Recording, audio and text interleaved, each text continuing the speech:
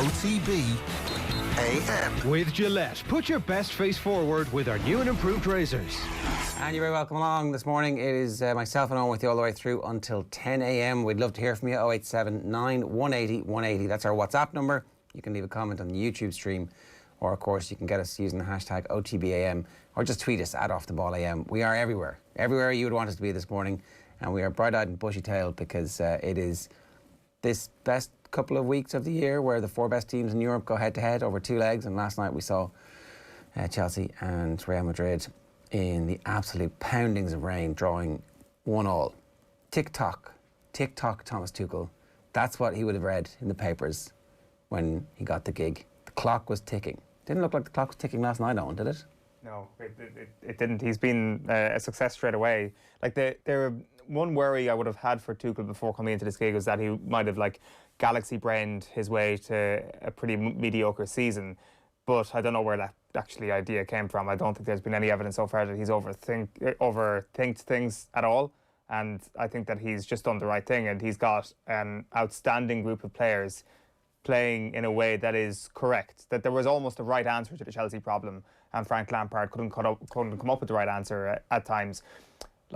I do think that some of the conversation around Chelsea almost feels like this is an underdog story, but it's very much not an underdog story. This is where Chelsea need to be and deserve to be. This is, like, Chelsea were spoken about before the Premier League season as being title contenders, up there with Manchester City and Liverpool, teams that themselves feel should be contending in Europe. So this is where Chelsea should feel. There is nothing spectacular, nothing underdog about this story. It is just money speaking and a very successful group of players and an absolutely outstanding manager. It's a comeback story, though. It's definitely a comeback story because they've managed to come back from their own self-inflicted wounds. It did strike me in the middle of the second half as they were controlling the game away at Real Madrid in the second half of the first leg of a Champions League semi-final, as they were passing the ball back and forth and not really coming under any significant pressure. Real Madrid still had some chances in that second half, but it was pretty good. I was like, isn't it amazing that all of the individual errors that existed when Frank Lampard was there have somehow managed to disappear when Frank Lampard walked out the door? Isn't that crazy? All those individual errors that Frank Lampard would come on, give out about and name the individuals who were responsible for the individual errors have somehow disappeared once Thomas Tuchel has arrived in the building. That is a magical coincidence. Wow, football's crazy like that, isn't it? There are still individuals who probably need to up their game, Timo Werner being one of those people who needs to start banging in a few goals for him to maybe even save his Chelsea career in the long term. I think he'll be there next season. I'm not sure. I would be getting... I think that if you're Tuchel, you know that the clock will start ticking at some point, sooner rather than later.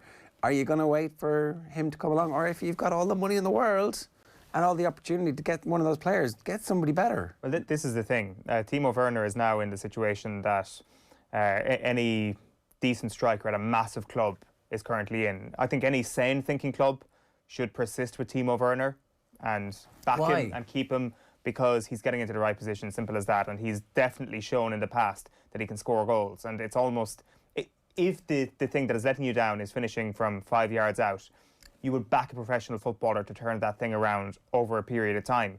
But Chelsea probably will feel that they don't have that time, that they feel that they need to win the Premier League season next year and the Championship next year. So I would not be surprised if he was out the door. But again, I just feel that Werner aside, everybody else is playing up to their level, a level which is absolutely extraordinary when you think about the ceiling that they all have.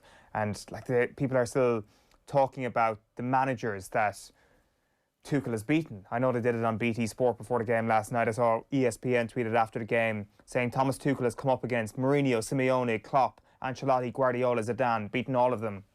And that's impressive and all, but Tuchel is in that company. If Pep Guardiola did that over a period of 2-3 months, you wouldn't see that tweet. If Jose Mourinho did that over a period of a few months, you wouldn't see that tweet. And it feels that people don't quite realise that Tuchel is in that company right now. But more to the point, that Thomas Tuchel has a group of players that are as talented as the players that all those managers have.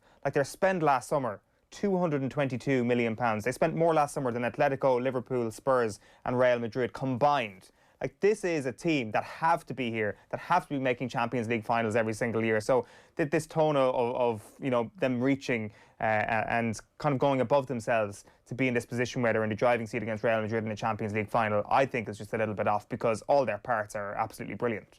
Yeah, look, I think these two things are true. That it is a comeback story because of the situation they found themselves in at the start of the year, and this is their level. And actually, their level is going to be much better over the next couple of years if. So say Tuchel finishes second next year and reaches another final, or reaches the final this year and doesn't win it, and doesn't win the league and the Champions League next year. He looks like he knows what he's doing, and this team has some unbelievable players who won World Cups and all that kind of stuff. But there is also a core group of young attacking players who are as lavishly gifted a collection of young attacking players as there is anywhere at the moment. And I'm really looking forward to seeing if they can just all stick together, with the exception of Werner. I think I'm getting him out the door and trying to get one of the world's best strikers in, because I'm Chelsea and why wouldn't I? Then the level of football that they could play over the next couple of seasons maybe could topple Guardiola and Manchester City. And let's face it, the Premier League needs a title race. I think it definitely will topple Guardiola and Manchester City in one-off games, as we saw in the FA Cup a couple of weeks ago. That was not a fluke whatsoever. It was Guardiola getting caught, kind of like how early stage Klopp used to do Pep Guardiola in the Premier League. And those games sort of shifted over a period of time where Liverpool had to go to a whole new level, where in possession they had to be able to break teams down a lot better. And that's what happened last season and the season before, when they put up ridiculous points tallies. That's the next step for this Chelsea team, to not need to rope-a-dope a team to actually get the job done. Over the course of 38 games can they do it? And you look at the talent, as you say, and there is no reason to believe that they won't be able to do it, especially because the manager that they have is clearly brilliant at his job. Like, you talk about the talent that they have. If Christian Pulisic and Kai Havertz, for example, weren't playing with Chelsea right now and they were being linked to Chelsea, we would be saying, wow, look, think about the Chelsea team that they would have next season. They could be absolute world beaters. But the thing is, they have those teams. They have gone out and played Football Manager last year and signed all these players. I know Pulisic was there from a couple of seasons beforehand. But they do have an ability to go out and scour the world for the best available talent and contend with everybody for that talent. And there is only one final piece in that jigsaw, and it is that number 9. I do believe that Werner could grow into that, but if I think it'll actually happen or not, and whether or not Chelsea will give him patience is a different matter entirely. Yeah, Kai Havertz 21, Mason Mount 22, Pulisic 22. That's not bad. And if they're going to be the kind of the trio that you build around, you know, you can have a few hits and misses at your striker, but as soon as you find a striker, and if you keep those players together, then that's really scary for the rest of English football and European football, because it turns out they're all as good as promised. Yeah, and also that their development is going to continue in the trajectory it should continue in, because, and this is where Tuchel deserves real credit, the likes of Jorginho and Rudiger, who have gone on to another level. Again, I would contend that they've gone to the level that they should be at, that their talents justify, rather than them overachieving and putting in some ridiculous performances out of the blue. I think that those players have been brought up to the level that they should be at by Tuchel, which is a great achievement. I think that if you're a modern European manager, that's half the battle, is can you get close to 100% of an output from the players you've invested so many millions in. Is Lampard ever going to get a job again on the basis of the fact that the difference between what Tuchel can do and what Lampard can do is so pronounced? Well, this is the thing. His reputation is taking a pummeling at every given opportunity. And the thing is, they had the same big problem, I would say, which was that they were creating opportunities under Lampard and Werner wasn't sticking them away. Now, there was a couple of other players who maybe weren't up to it. Like, I mean, Kai Havertz had a desperate start to the season, and Lampard would tell you that was because of COVID, and that midfield maybe was unbelievably flaky at the start of the year. N'Golo Kante suddenly looks really good again. See, that's the thing. There were enough counter-arguments to be made that actually the big story from Chelsea's season is how Lampard's averageness as a manager is actually the story, and that Tuchel is brilliant and all, but really the reason why they're not contending for the league is because of Lampard, rather than Tuchel not having an amazing group of players to work with. So he's not going to get a top-class Premier League job anytime soon. This does damage his reputation, what's happened over the last couple of months at Chelsea. But who knows, maybe he goes in as an assistant somewhere, maybe he tries and plies his trade somewhere. Celtic, take the Celtic job. Like that really is your sort of, I guess it is your chance of getting a ticket back to the big time pretty quickly if it goes well for you and you have a chance to win a trophy with a pretty good group of players who would expect to win a trophy. But if that doesn't go well for you, and like not going well means not beating Rangers to the championship next season, if that happens, then people will continue to say, well, Lampard just isn't even up to it. Even his England midfield counterpart is a much better manager than him. That is how the narrative will go for Lampard. So it's going to be fascinating to see what he does next, but the next gig for him is hugely important, obviously. Wayne says, I'm a Manchester United fan, very impressed with Chelsea. I was delighted Lampard was manager. I like Ole, but honestly, there is another 15% in the squad with a manager like Tuchel. It definitely, you know, I mean, Solskjaer's doing very well at the moment, but what would happen if you did have a highly seasoned, experienced manager who was coming in as opposed to somebody who's learning on the gig? Now, I think Solskjaer's... Jose Mourinho? I think, well, I mean, on the way up in his career as opposed to on the way down. And somebody who,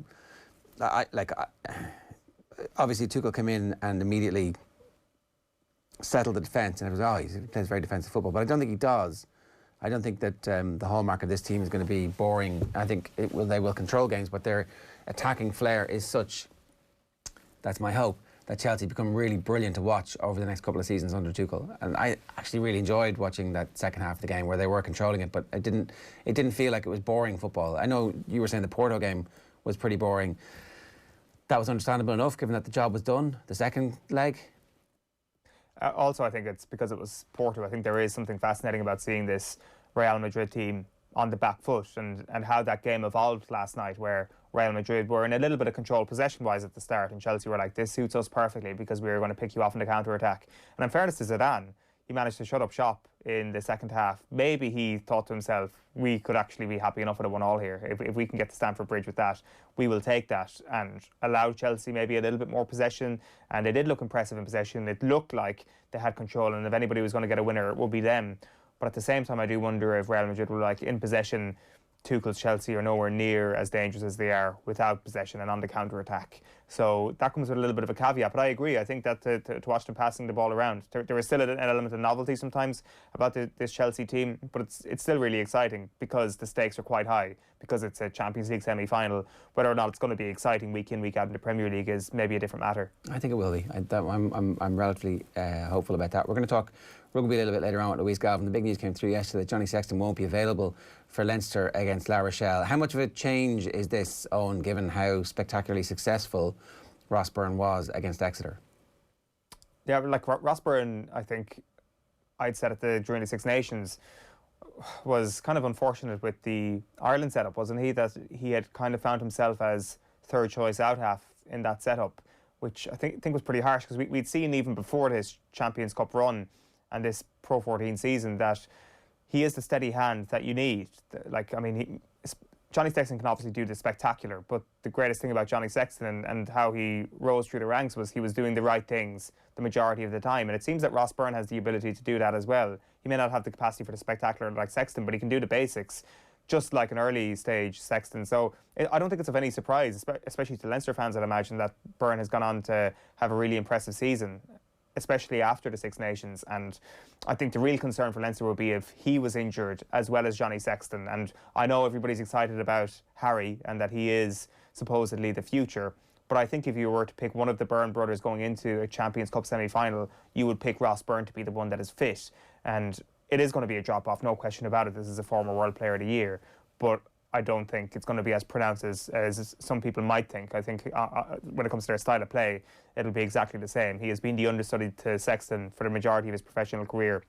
He knows what the story is, and I would say that if Leinster don't get the job done at the weekend, Byrne won't be the man to blame.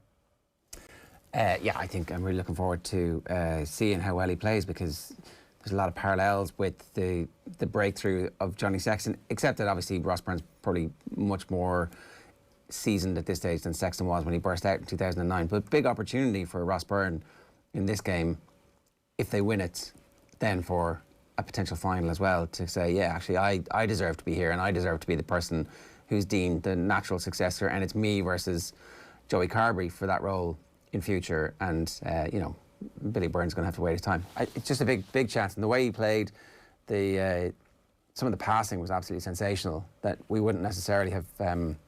He doesn't get highlighted for his passing a lot, but there's been a couple of times this year. You think of the Munster game when he came off the bench and won the Munster game at Christmas, and then the game. You know, it's like not a great scenario where the team has started poorly and you're suddenly thrust into it, and then all of a sudden they put in one of their top 10 away performances in Europe, and he's at the centre of it. So a big opportunity for him this week, and he knows he's starting from the get-go as well, so that brings with it added pressure. We'll talk about that with Louise Galvin in a couple of minutes' time. A reminder, OTB AM live in association with Gillette. Good morning. Start with Gillette, giving you the confidence to tackle the day ahead. Music Man on YouTube asks, any tips for Punchestown today, guys? I had 6 winners in 2 seconds yesterday. I so miss being there. I mean, you know, that's classic aftertiming from Music Man. But to tell you the truth, we're prone to a little bit of after-timing ourselves. John Duggan will be joining us on OTB AM around about 8:30 or so to bring you his Punchestown tips.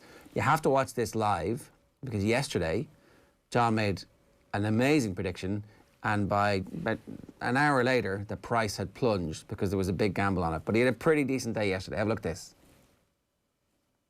And the other outsider I liked was Singing Banjo at 50-1. In the Banks race at 7 o'clock for the Sean Breen Memorial Chase. Has been placed in the race before. I don't think the race is very good. There's a couple of Enda Bulger hot pots in it. You Cannot Be Serious and St. Benedict. But I think Singing Banjo at 50-1 might reach the frame. Singing Banjo. How did he do? 1 out of 15 that means first. He won by 1 1/4 lengths, beating Vital Island. 50-1 winner. Now, by the time the show was over, the gamble had begun, and he came in and went off at 14-1. Still, either way, 50-1 winner, 14-1 winner, that ain't bad. Here's what's coming up on the show between now and 9 o'clock. We're going to talk to Graham Hunter immediately. We've got sports pages coming your way at 8:05. Louise Galvin going to join us to talk rugby at 8:15. Sports news at 8:35. That's when John is going to join us to talk Punchestown. Shayne Murphy, who's been involved in the return to play protocols, has a storied career involved in high-level professional football across the way. Rhys McClenaghan is talking the big talk about a medal in Tokyo for Ireland, and he's going to explain why he thinks he should be doing that. Andrew Mangan of Arseblog is going to talk to us about the potential Spotify takeover, which Stan Kroenke says ain't going to happen. It is 7:47 this morning. Graham Hunter, good morning to you. How are you? Yeah, grand, yeah.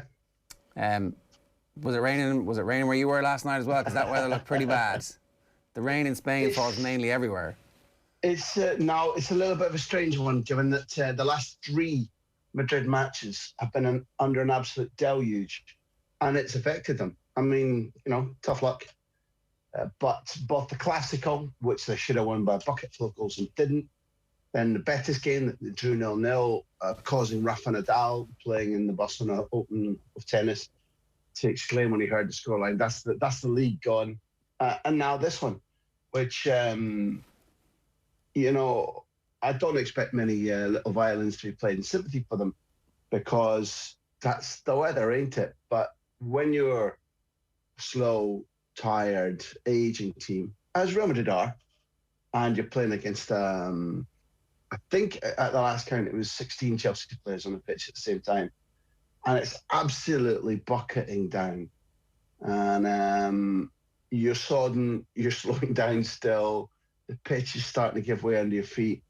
It didn't help them whatsoever. So if Florentino thinks he can fix how European football goes, he may want to start with the weather. You're right. Or stick a roof on the training ground, maybe.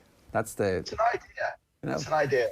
Yeah, it's a shame for them, isn't it? That the new state. This is what you want to talk about. The new stadium will not only have a roof, like a sort of Bela Lugosi thing. The pitch is going to sleep under the Paseo Castellano, this massive long road that kind of splits Madrid and runs alongside the site of the Santiago Bernabeu.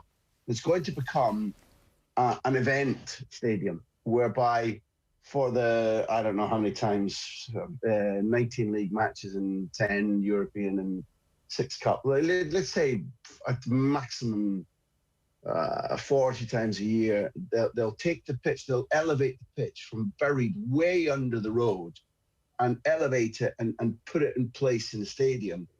And the stadium will be covered when they want it to be and air conditioned and so on and so forth.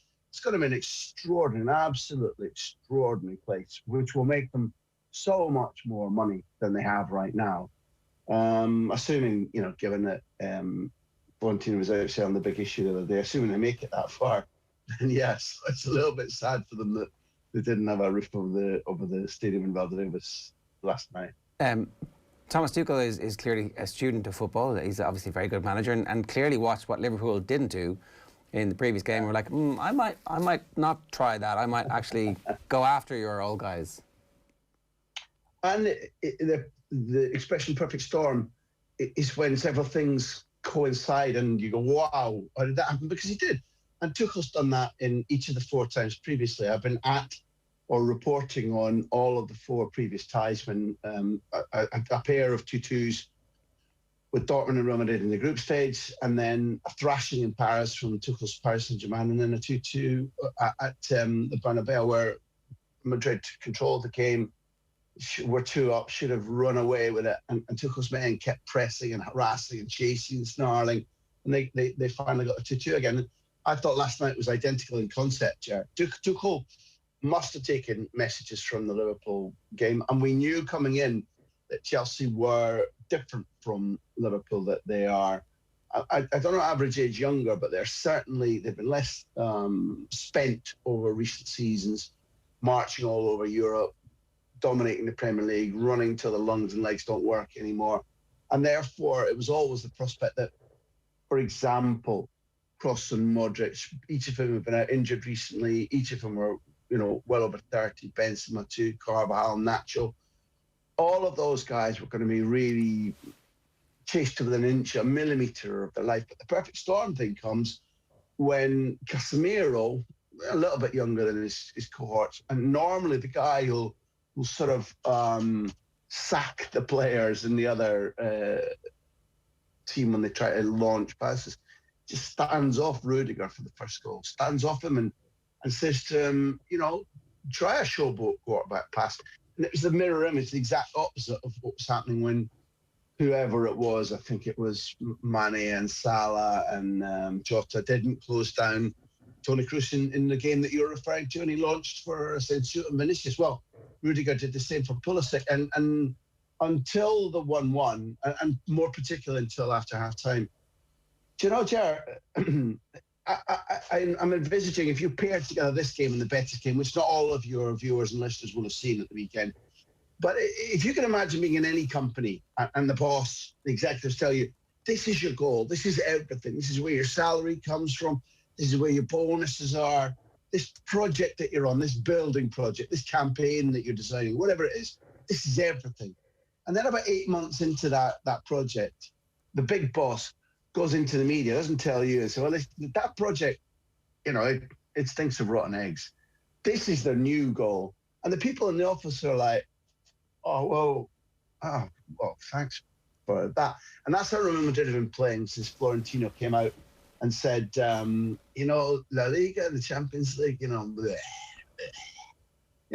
want this, and lads, this thing you've been, busting your bollocks off over for the last 8 months, and the things that's made you supersede tiredness and any worries about COVID, that doesn't really matter. And I'm sorry I didn't tell you directly. And Real Madrid have been playing like a bunch of men who are supreme professionals, are born winners, and who still value the work that they've been putting in themselves. But they're like, the guy who runs the club isn't all that keen on La Liga or the Champions League, and they've lost a yard in both of the last 2 games since the Furore, when Florentino not only made an absolute idiot of himself the first time, but then continued on his own to declare that the Super League thing is still a project. And across, when I listen into your programs, Chair, you cover all sports with brilliance, and the number of times I've heard people across, it doesn't matter if it's on the back of a horse, or it's basketball, or it's golf, or it's somebody at the elite level of NFL or soccer or rugby, GAA, psychology comes up again and again and again. That brilliant place you can go to when you're in the zone, when the psychology is perfect. If you don't have that edge where great champions or would-be champions say, well, this is where I lost it. Well, what the hell was Florentino Perez thinking to come away with this nonsense at a time when his team stood a chance of knocking Chelsea out. They haven't lost that chance completely, but he hasn't helped, and the evidence was on the pitch last night.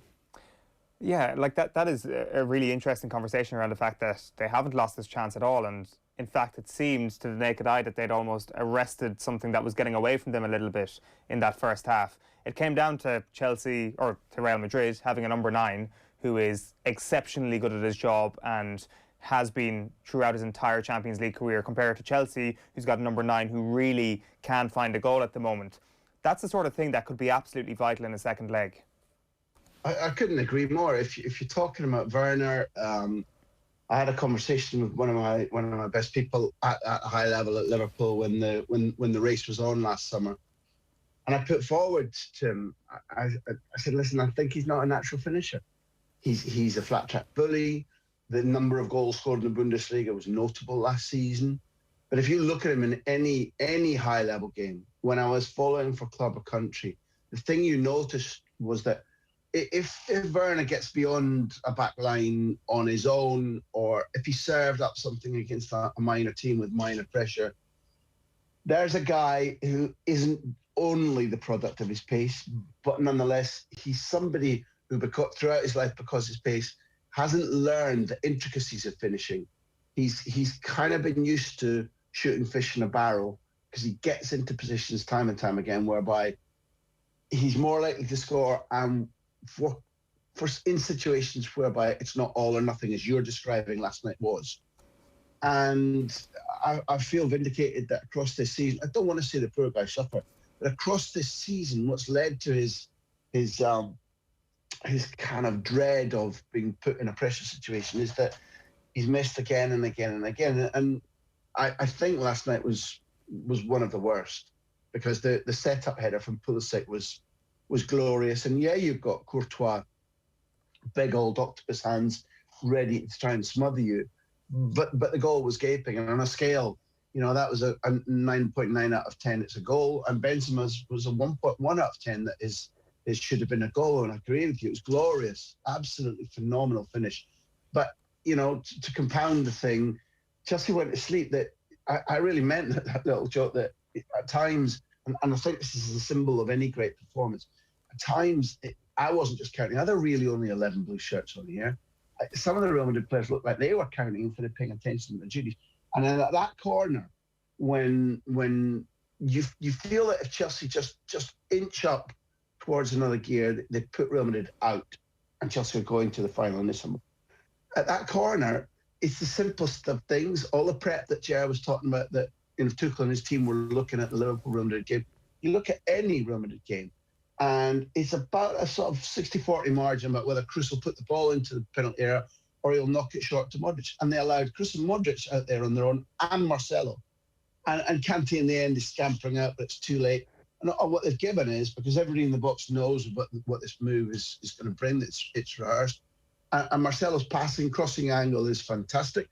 After that, it needs Casemiro to outjump whoever. I think outjump Rudiger, and then it needs Militao to outjump Christensen. But at the point the ball arrives at Benzema, it's only the greats, and the numbers. The idea that I don't like the idea of people being awful excited about Lewandowski. And Lewandowski is a finisher, but he's not half the player Benzema wasn't. The fact that Benzema's drawn even with Raul at the top of the scoring charts, and with Lewandowski out, if Benzema manages to carry on in this tournament for 2 more matches, he should probably overtake Lewandowski and get up there as I don't know, 3rd top scorer, in or around 3rd top scorer of the all-time Champions League. That doesn't do him justice. He invents movements, he invents assists, he sees space in a way that most people get befuddled by. It's been not right from the outset, but increasingly across his, over 10, about 11 years in Spain, it's just been outright Rolls-Royce pleasure watching him throughout. He's exceptional. And it just makes football fun to watch. Doesn't matter who you support, he's extraordinary. I don't think he ever went through a period like Timo Werner is going through now, but Benzema has had his tough moments. And maybe it was just one season, Graham, I'm just kind of speaking from memory here, but what did he do? What did he change after that one season or whatever it was to become like, I mean, in this amazing company, the deserved top four in the top four scorers in Champions League history. Oh, and there's such a list. For example, he's, without being judgmental, he's always been involved in things away from the pitch that have caused huge controversy, and gradually one of the things he's done is to learn to completely detach one from the other, and he's done that extraordinarily. Secondly, there was a moment when Benzema said, "You're not," pardon me, Zidane, not his coach at this stage. I think at that stage, Zidane would have been either a club ambassador or nominally the football director of the club.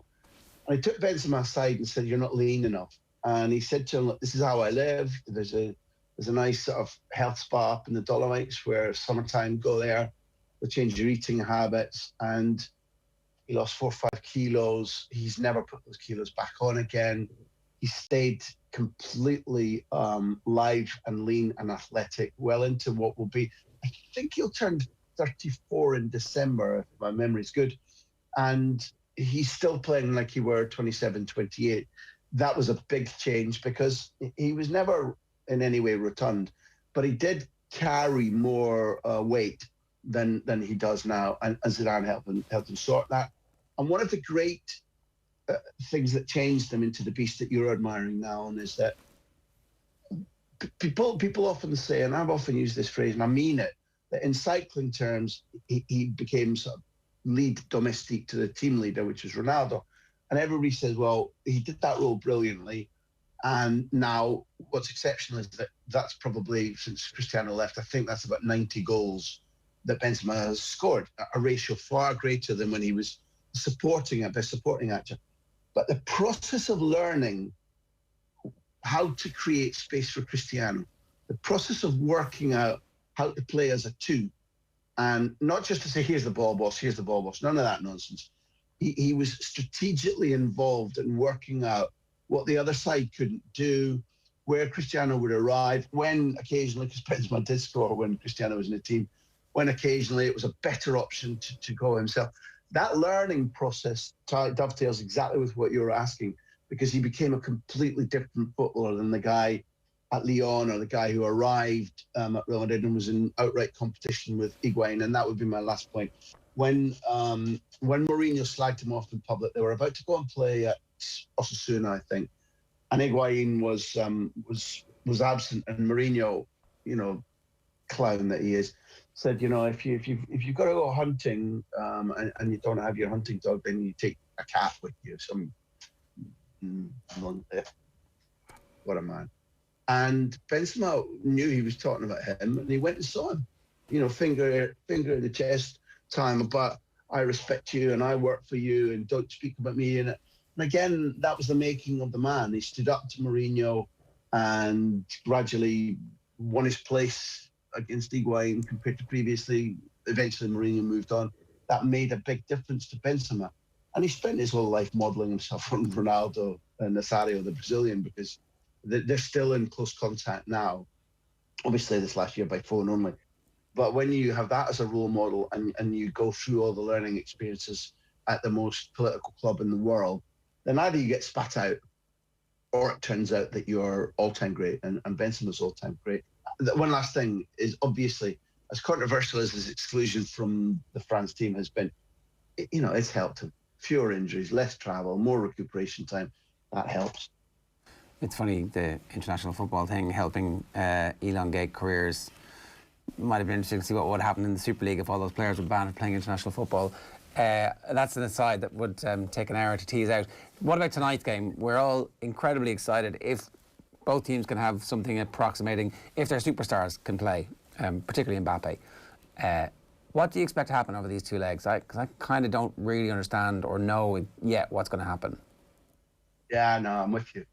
In every aspect. It's so tantalising because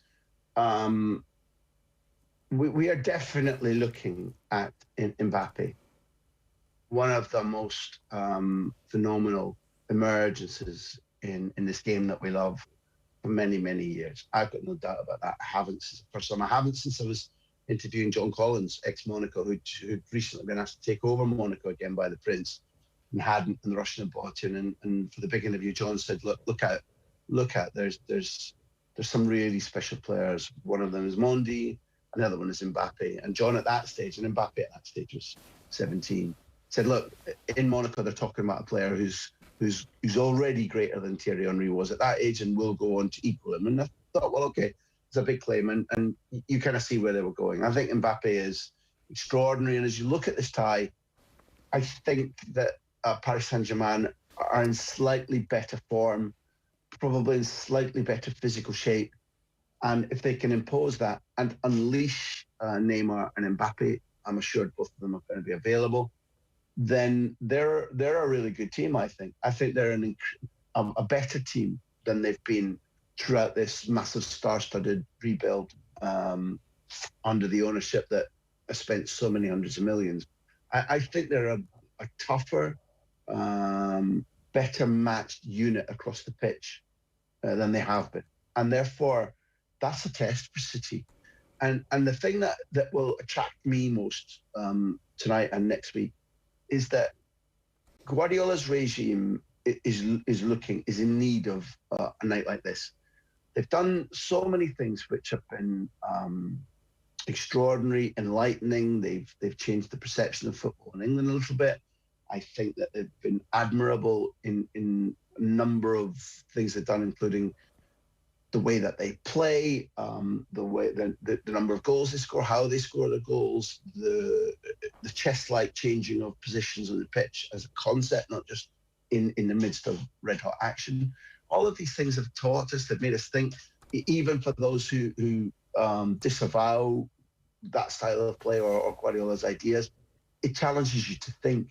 So right across from ourselves in this industry, from the fans, right through everybody who's involved in the science of football, what Guardiola's been doing has been, a shot of energy, a shot of development into the game, and I think it's absolutely laudable personally.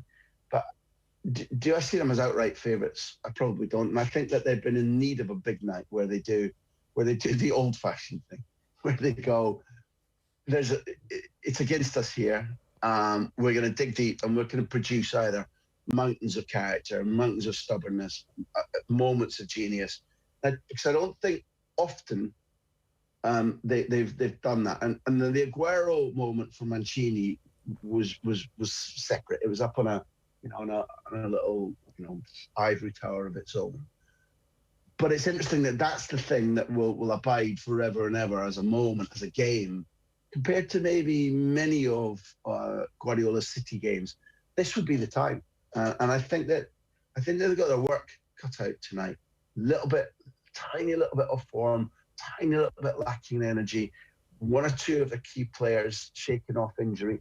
And therefore, I suppose the last time it was Guardiola, Pochettino, by my memory at least, was at or around the stages of ChampionsLeague. And it was, in the first leg, they dominated away from home against a Pochettino team. Spurs missed a penalty. In the second leg, they had that crazy offside goal. They had the Llorente handball that helped shape how FIFA rules on handball were then interpreted. It was a colossal game. And kind of everything went against Guardiola and his team for whatever reason. So they need to reverse that tonight. I genuinely think this needs to be one of those nights where both things fall for you and some of his men do exceptional things. That has to be the case. Otherwise, Paris Saint-Germain are certainly good enough to head off to Manchester with the lead. Yeah, I'm really looking forward to it. Graham, you've set the scene beautifully for us. Thanks a million for joining us. Cheers. Cheers, lads. Graham Hunter giving us his thoughts there. Yeah, we'd love to hear your thoughts too. I know loads of you have got in touch, and we'll get to them in just a couple of minutes. 0879 180 180 is the WhatsApp number, or of course, you can leave some comments for us on the YouTube stream as well. We've got a packed show here between now and 10 o'clock on OTB AM. We're going to chat with Irish gymnast Rhys McClenaghan after 9. We have our Punchestown tips, riding high after a 50-1 winner yesterday. We're back after these talking rugby with Louise Galvin. OTB AM on OTB Sports Radio, Ireland's first and only sports radio station. The Women's Six Nations is here, and OTB Sports is your one-stop shop for all the best coverage, analysis and opinion. As Ireland take on Wales and France to decide their position on finals day, we will bring you a special weekly Six Nations show with some of the great names of the game, as well as special interviews with Irish legends Sophie Spence and Rosie Foley. With reporters at the games, all the latest team news, match previews and much, much more. Check out otbsports.com/Women's Six Nations. Check out the Boyle Sports app today for details on which football match is getting the no-lose treatment this week. Plus, browse through dozens of new player markets, all powered by Opta. Shot, left foot, right foot, headed goals, assists and more. See the Boyle Sports app for full T's and C's. Boyle Sports. This is betting. Gamble responsibly. See gamblingcare.ie 18+. OTB AM. With Gillette, put your best face forward with our new and improved razors. It's 10 minutes past 8. We can have a quick look at the sports pages for you. We'll start with otbsports.com. Woodward, Eddie Jones is making England look ridiculous. Harsh words from Sir Clive, talking about Eddie Jones, who was doing a nixer in Japan. Kroenke releases statement addressing Arsenal ownership. The Kroenkes don't sell. I wonder... what hope is there of changes at Arsenal? And virtual insanity, John Duggan's golf tips are back for the Valspar Championship this weekend. So we saw the real Chacun pour soi today. That's Paul Townend talking there. Very quickly running you through the sports pages back of the Irish Independent. Pulisic gives Chelsea some real punch. And then committee here's women's sports needs funds now. This was this has been rumbling on for a while. The cross-party committee. It's the Joint Committee on Media, Tourism, Arts, Culture, Sport and the Gaeltacht. How many? 1, 2, 3, 4, 5, 6 things that department is in charge of. At least. And there were presentations from the Federation of Irish Sport, the LGFA, the GPA, WGPA and the Camogie Association yesterday, saying that women's sport needs funds now. We'll talk a bit about that later on. Sexton firmly in the Lions' frame despite injury, says McBride. So McBride obviously part of the Leinster coaching ticket, also part of the Lions coaching ticket, and he's saying that Sexton will be okay for the Lions if he is selected, which you've got to assume he will be. The real deal, Pulisic goal puts slick Chelsea in pole position, and Eck undeterred by Kroenke's Arsenal stance and planned bid. So Stan Kroenke said, no, we wouldn't. Actually, Josh, made a statement saying we wouldn't entertain an offer even if there was one, but there hasn't been one. Now, we've seen this before. Nobody's made us an offer to buy. We wouldn't be interested if they did. But nobody has actually made us an offer. What does that suggest to you, Owen? Well, I'm not selling, or is that like... They might actually open the envelope once Daniel Eck comes in his Spotify-branded envelope and writes a letter down and slides it across the table. Josh Kroenke will more than likely look at that. Now, of course, he's going to tear it up and throw it in the bin, but he will give Daniel Eck. And, of course, we're flanked by Invincibles. He will look at it. We're also not asking you to tell it jokes or, play the podcast. You don't have to entertain it. You just have to take it. That's the London Times top flight TV rights coup. This is a very interesting story. Martin Ziegler has this. The Premier League is poised to pull off a coup by extending its present TV deal worth $1.5 billion a year with Sky, BT Sport, Amazon and the BBC. So essentially they're rolling over the existing Premier League deal for another 3 seasons at the same price. The deal will suit Sky and BT Sport, who both need top-flight football to make their business models work and who have been affected by the pandemic. The solution will guarantee the level of income for the football pyramid at least stays the same, as the solidarity payments made by the Premier League to the lower divisions are linked to domestic TV rights income. What do you make of this, Owen? This is interesting, isn't it? £4.6 billion. It's a lot of money.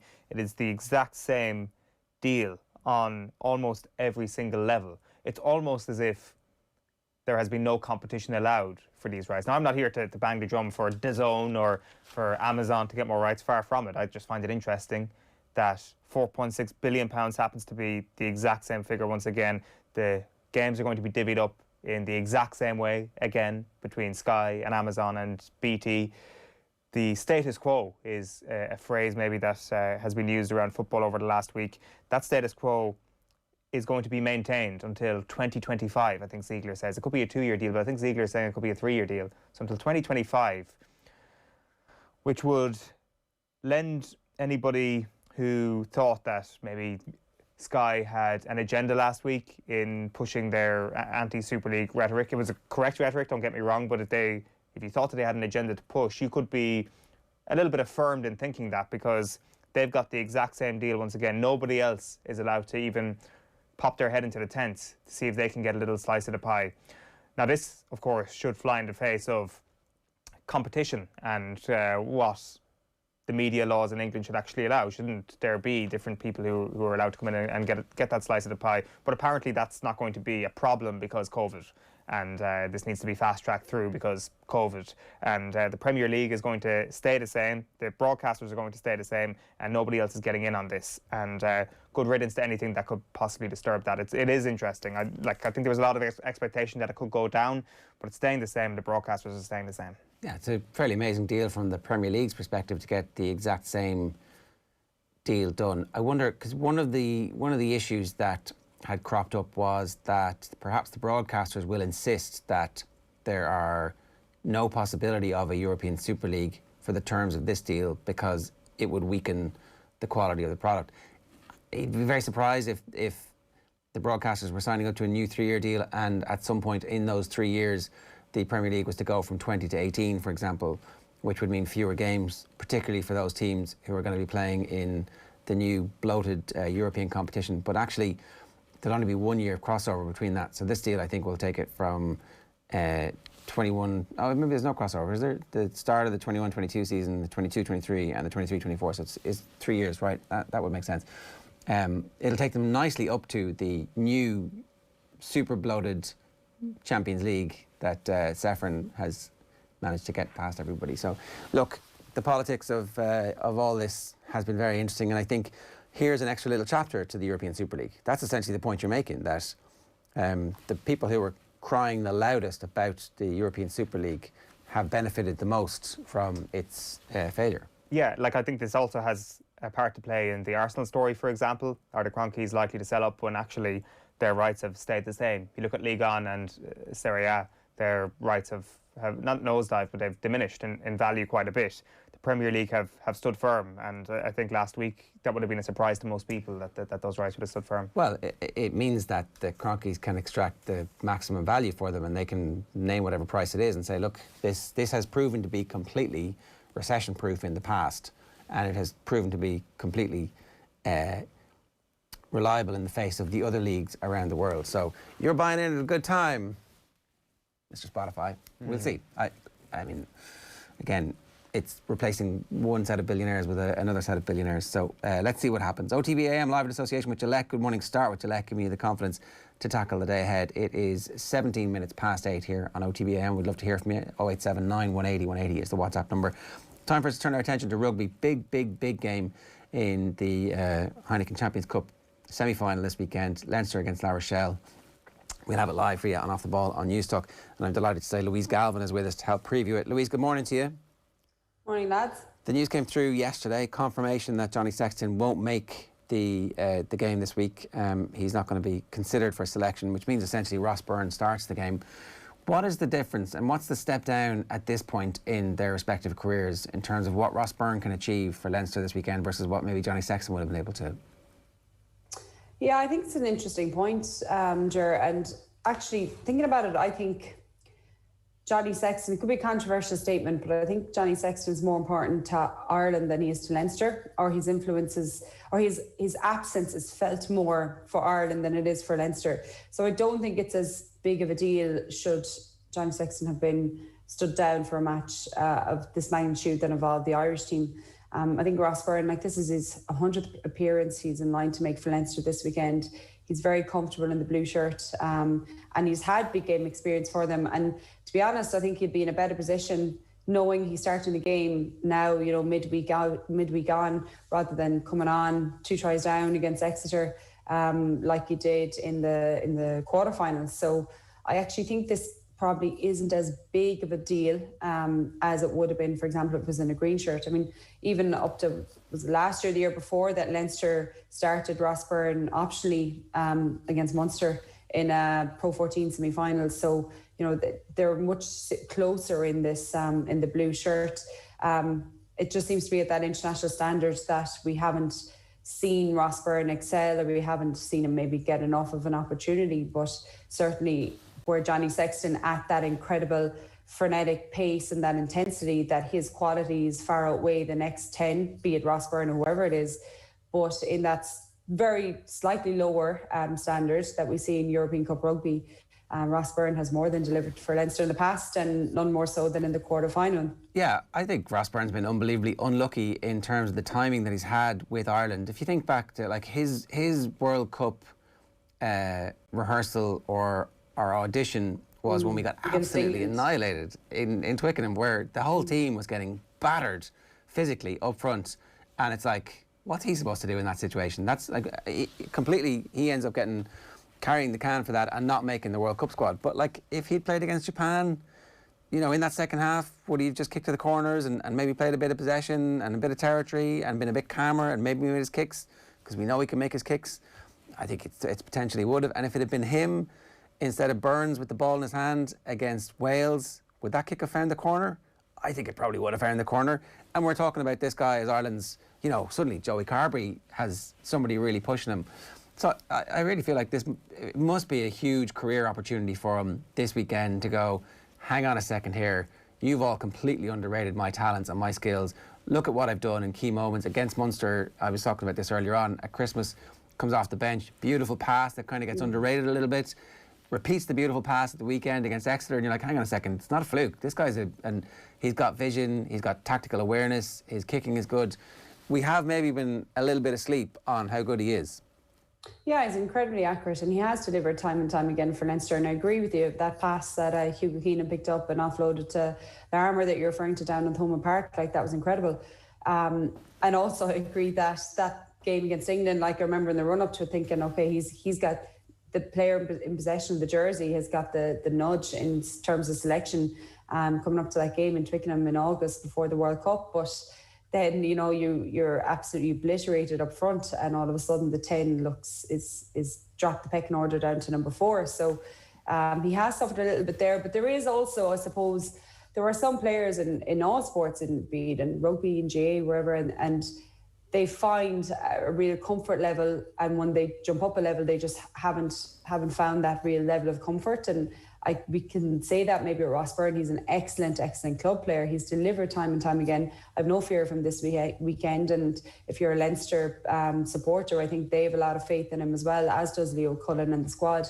He has a huge amount of familiarity with the players around him. And then the other thing is, let's look who's outside of him, like, and inside. So Luke McGrath, likely going to captain the squad. He's just been so consistent and just continuously asking questions of why he isn't involved in an Irish squad or an Irish Six Nations setup extended squad. Robbie Henshaw and Hugo Keenan are both nominated for European Player of the Year, such as their form, and they'll take a lot of you'd like to think they take a lot of the decision making and pressure off of Ross, because they're going to, you know, hopefully be feeding in a lot of information from the outside of the opportunities that are available. Great to see Gary Ringrose is one of the few, I suppose, highlights of our positive signs out of their game against Munster at the weekend, is that James Ryan and Gary Ringrose got 60 minutes under their belt. So I'd expect to see them this weekend. Aidan Larmour, his 2 finishes against Exeter, and James Lowe, and that's an incredibly formidable backline. And it's one that Ross would be very used to playing in and very comfortable in as well. So I don't think this is as big of a calamity, Johnny Sexton being ruled out, as it would have been, as I said earlier, if it was in the Irish shirt. Is there a style factor to that as well, Louise? Do Leinster play the game differently that allows Ross Byrne to have more of an impact? Yeah, I think, look, he is kind of known to be more of a kind of a tactical, using his boot a bit more. And I think certainly with Ireland, we're kind of changing what we're trying to do a little bit. We're trying to get a bit more decision making at the backs, trying to play a little bit wider once we obviously get our foothold in territory and get our foothold into the game. But I think with Leinster, it's a lot of it is played up front, and it's a bit more of a traditional 10 controlling the game, and then our strike plays as well. So maybe that does suit Ross a bit more. That, and just the general familiarity of, I think, the players around you and the systems. Whatever those systems would be, once you know them and you feel comfortable in them, then you're going to, I suppose, exert your influence on the game a lot more. It's if you're coming into, like, particularly for a 10 position, if you're coming into the game, for example, against Ireland, whether it be as a sub or the odd opportunity he's got to start, he always knows he's coming in fighting for his place, not only within the 23, but within the squad at all. Whereas at Leinster, he probably has a lot more knowledge and confidence about where he lies within Leo Cullen's plans, and that just gives you a little bit more freedom to play, that you're not worried about how you're going to be maybe analysed after the game. Anyone who has that level of confidence, you're going to be a lot more confident coming into the game. It's still a little bit up in the air about whether or not we are going to have this 3-test series in Fiji. We've heard that it was off, we've heard that it was back on, we've heard that it's more likely than happening now than not. And if it does happen, obviously Ireland are going to bring as many players as they can to get as much of a look at who they can in those situations. You'd assume at this point that Ross Byrne is on the plane, but there's been times when he hasn't been in, and he's definitely on the plane, right? Yeah, well, he can say a lot about that himself after his performance on Sunday, so he can certainly put that to bed. I think if he puts in, a 7 out of 10 or an upwards performance this weekend for Leinster, then he has to be on that plane, particularly what he did in that pressure situation coming off the bench against Exeter. One last point on this. Eoin was making the point earlier on that it's completely ridiculous for Chelsea to be painted as an underdog given all the money that they've spent, and it would be completely ridiculous to paint Leinster in any way as an underdog. But they have some players in that team who are chippy about their exclusion from the Ireland squad in particular. There is Ruddock in the back row, there is the 9 who's captain in the team, and then there's going to be the 10 as well. Key positions, key players who are like, look at me, look at what I can bring to your team, why am I not in your team? Which you kind of need when a team is in the success cycle that Leinster are at the moment. Yeah, well, certainly what you need is a lot of leadership in the players that aren't going off to international camp, because they're the guys that keep that culture, keep the standards so high, as well as maybe your non-internationals over the years. Someone like Scott Fardy would have been very important for that role as well. He obviously wasn't heading off into international camps. So those guys their standards are just as high, their quality is just as high, but for whatever reason, they're down the depth chart in international camp. They can often be the guys that are really driving the competitiveness because they're fighting for any inch and any scrap. What's important for, I suppose, Leo Cullen and Stuart Lancaster is the ultimate goal is that they're Leinster players, and that whatever they do, they're not trying to stand out individually just to be to stand out to Andy Farrell, that they're doing it to the best of to what Leinster need.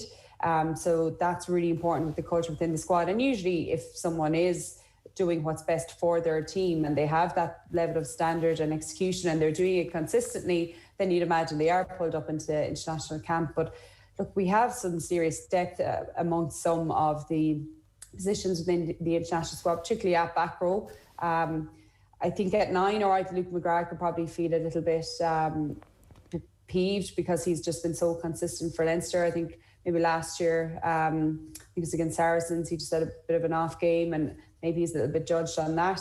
Plus the idea of giving youth its chance. So for the likes of Craig Casey, I mean, we're all excited to see him come through, and we always lament the fact that in Ireland we don't seem to push our 21-year-olds or exciting players as much as they do, for example, in France. So, we're trying to, we're always, you'll never keep everyone happy. You have and I won't even say the Munster fraternity, but you have the thought process of you want to push the younger people through that. Maybe, like you could say, Craig Casey is below Luke McGrath, but what's the potential that Craig Casey has over Luke McGrath versus we probably know what Luke can give, and he's very consistent with that.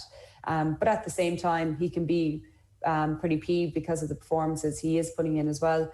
And it is quite likely going to drive them even further this weekend. The likes of Rhys Ruddock, who again didn't put much of a foot wrong in Six Nations when he was called upon. I think that French game particularly, he was an incredibly strong driving force with ball in hand and defensively.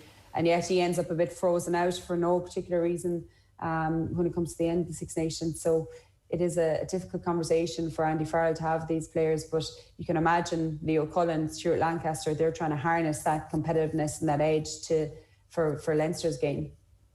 We are now going to be missing the Ronald O'Gara versus Johnny Sexton narrative going into this game. I guess we do have O'Gara versus Contepomi if you wanted to reach for that one. But you're a French team at home, you see that one of the best out halves in the world isn't playing. That should really light a fire under them, and that should make this more of a contest, or it should make it a massive contest psychologically from the standpoint of La Rochelle at least. Yeah, and I think another thing is when players or when teams play against Johnny Sexton, they obviously like to target him a lot, and I don't think that's anything we haven't noticed in the past. So will they target Ross Byrne as much, or will they focus their attentions a little bit further at the line? Does it change defensively what La Rochelle would have done if Johnny was playing from a defensive viewpoint? Or would they decide, no, we're actually really going to go after Ross Byrne, we're going to see, is he really up for it? Does he have the mettle to withstand the pressure that we want to impose? I think it was really interesting actually listening. Obviously, Raj is a big contributor to Off the Ball, and listening to him speaking about kind of that culture within La Rochelle, like not too long ago, plying their trade in Division 2 in France and working their way up. And he spoke about kind of culture and trying to get across what the European Cup means to a team that's mixed with French, Fijian, South African, Australian, Kiwi players, because it's huge that they want to fight for each other in this sort of environment. Because obviously, I suppose we take it for granted in Ireland. Like, I know certainly the European Cup was when I was a kid, was one of the first reasons I started tuning into rugby so much, was that the intensity, the colour, the passion, and obviously Munster were kind of driving it from the Irish point of view at that stage. But trying to get across to his La Rochelle players who would have been focusing so much on working their way up through the ranks in the top 14, like coming into their first Heineken Cup or European Cup semi-final, what's that going to mean to them, and what's going to cause their players to fight for that extra inch? And again, that's where he seems like such an exciting coach that you want to play for, because even to recognise this and to be able to somehow harness it in a team of not mercenaries, but different nationalities come together who didn't dream of winning a Heineken or European Cup growing up. So it'll be interesting how La Rochelle do approach this game, obviously with one eye still on the top 14 as well. O'Gara's obviously signed a 3-year deal, so we shouldn't talk about his future or what his future plans are, but that's exactly what we're going to do. Gordon Darcy this morning in the Irish Times, just why would O'Gara want to coach Munster? He says, I think we need to face up to the reality, we may need to face up to the reality that Raj might never come back. It's a valid question, Louise, isn't it, that there's probably a few easier jobs or more straightforward jobs with a way in and a way out than Munster Rugby at this current point anyway. Yeah, look, none of us can really know what Raj's intentions are, and there might be that romantic notion in him, like he was a one-man club as a player. I do find it hard to think that he wouldn't be intrigued by returning to coach Munster, and I'm sure if that opportunity was ever put on the table to him, it would certainly be largely considered. But as well, again, listening to him speaking off the ball about, like, it's not just a decision for him. He has 5 kids who've largely, a lot of them have spent a lot of their life now in France, or even in travelling around the world when he was with the Crusaders as well. So it's not just a decision for him. At the moment, though, when you see what Munster are building, and look, last weekend, I know it was a second/third string Leinster squad, but getting that win was hugely important to Munster and to Eoin van Graan. So I think Munster do need to focus on, and they are, I'm sure, focusing on what they have at the moment and what they're trying to build. But beyond this 3-year contract, we can't really see what's going to be on the horizon. But I think Roger 100% consider any decision that's offered on the table to him from any club or any, I suppose, international franchise. But if it's Munster and if it's Ireland, he'll consider it even more so.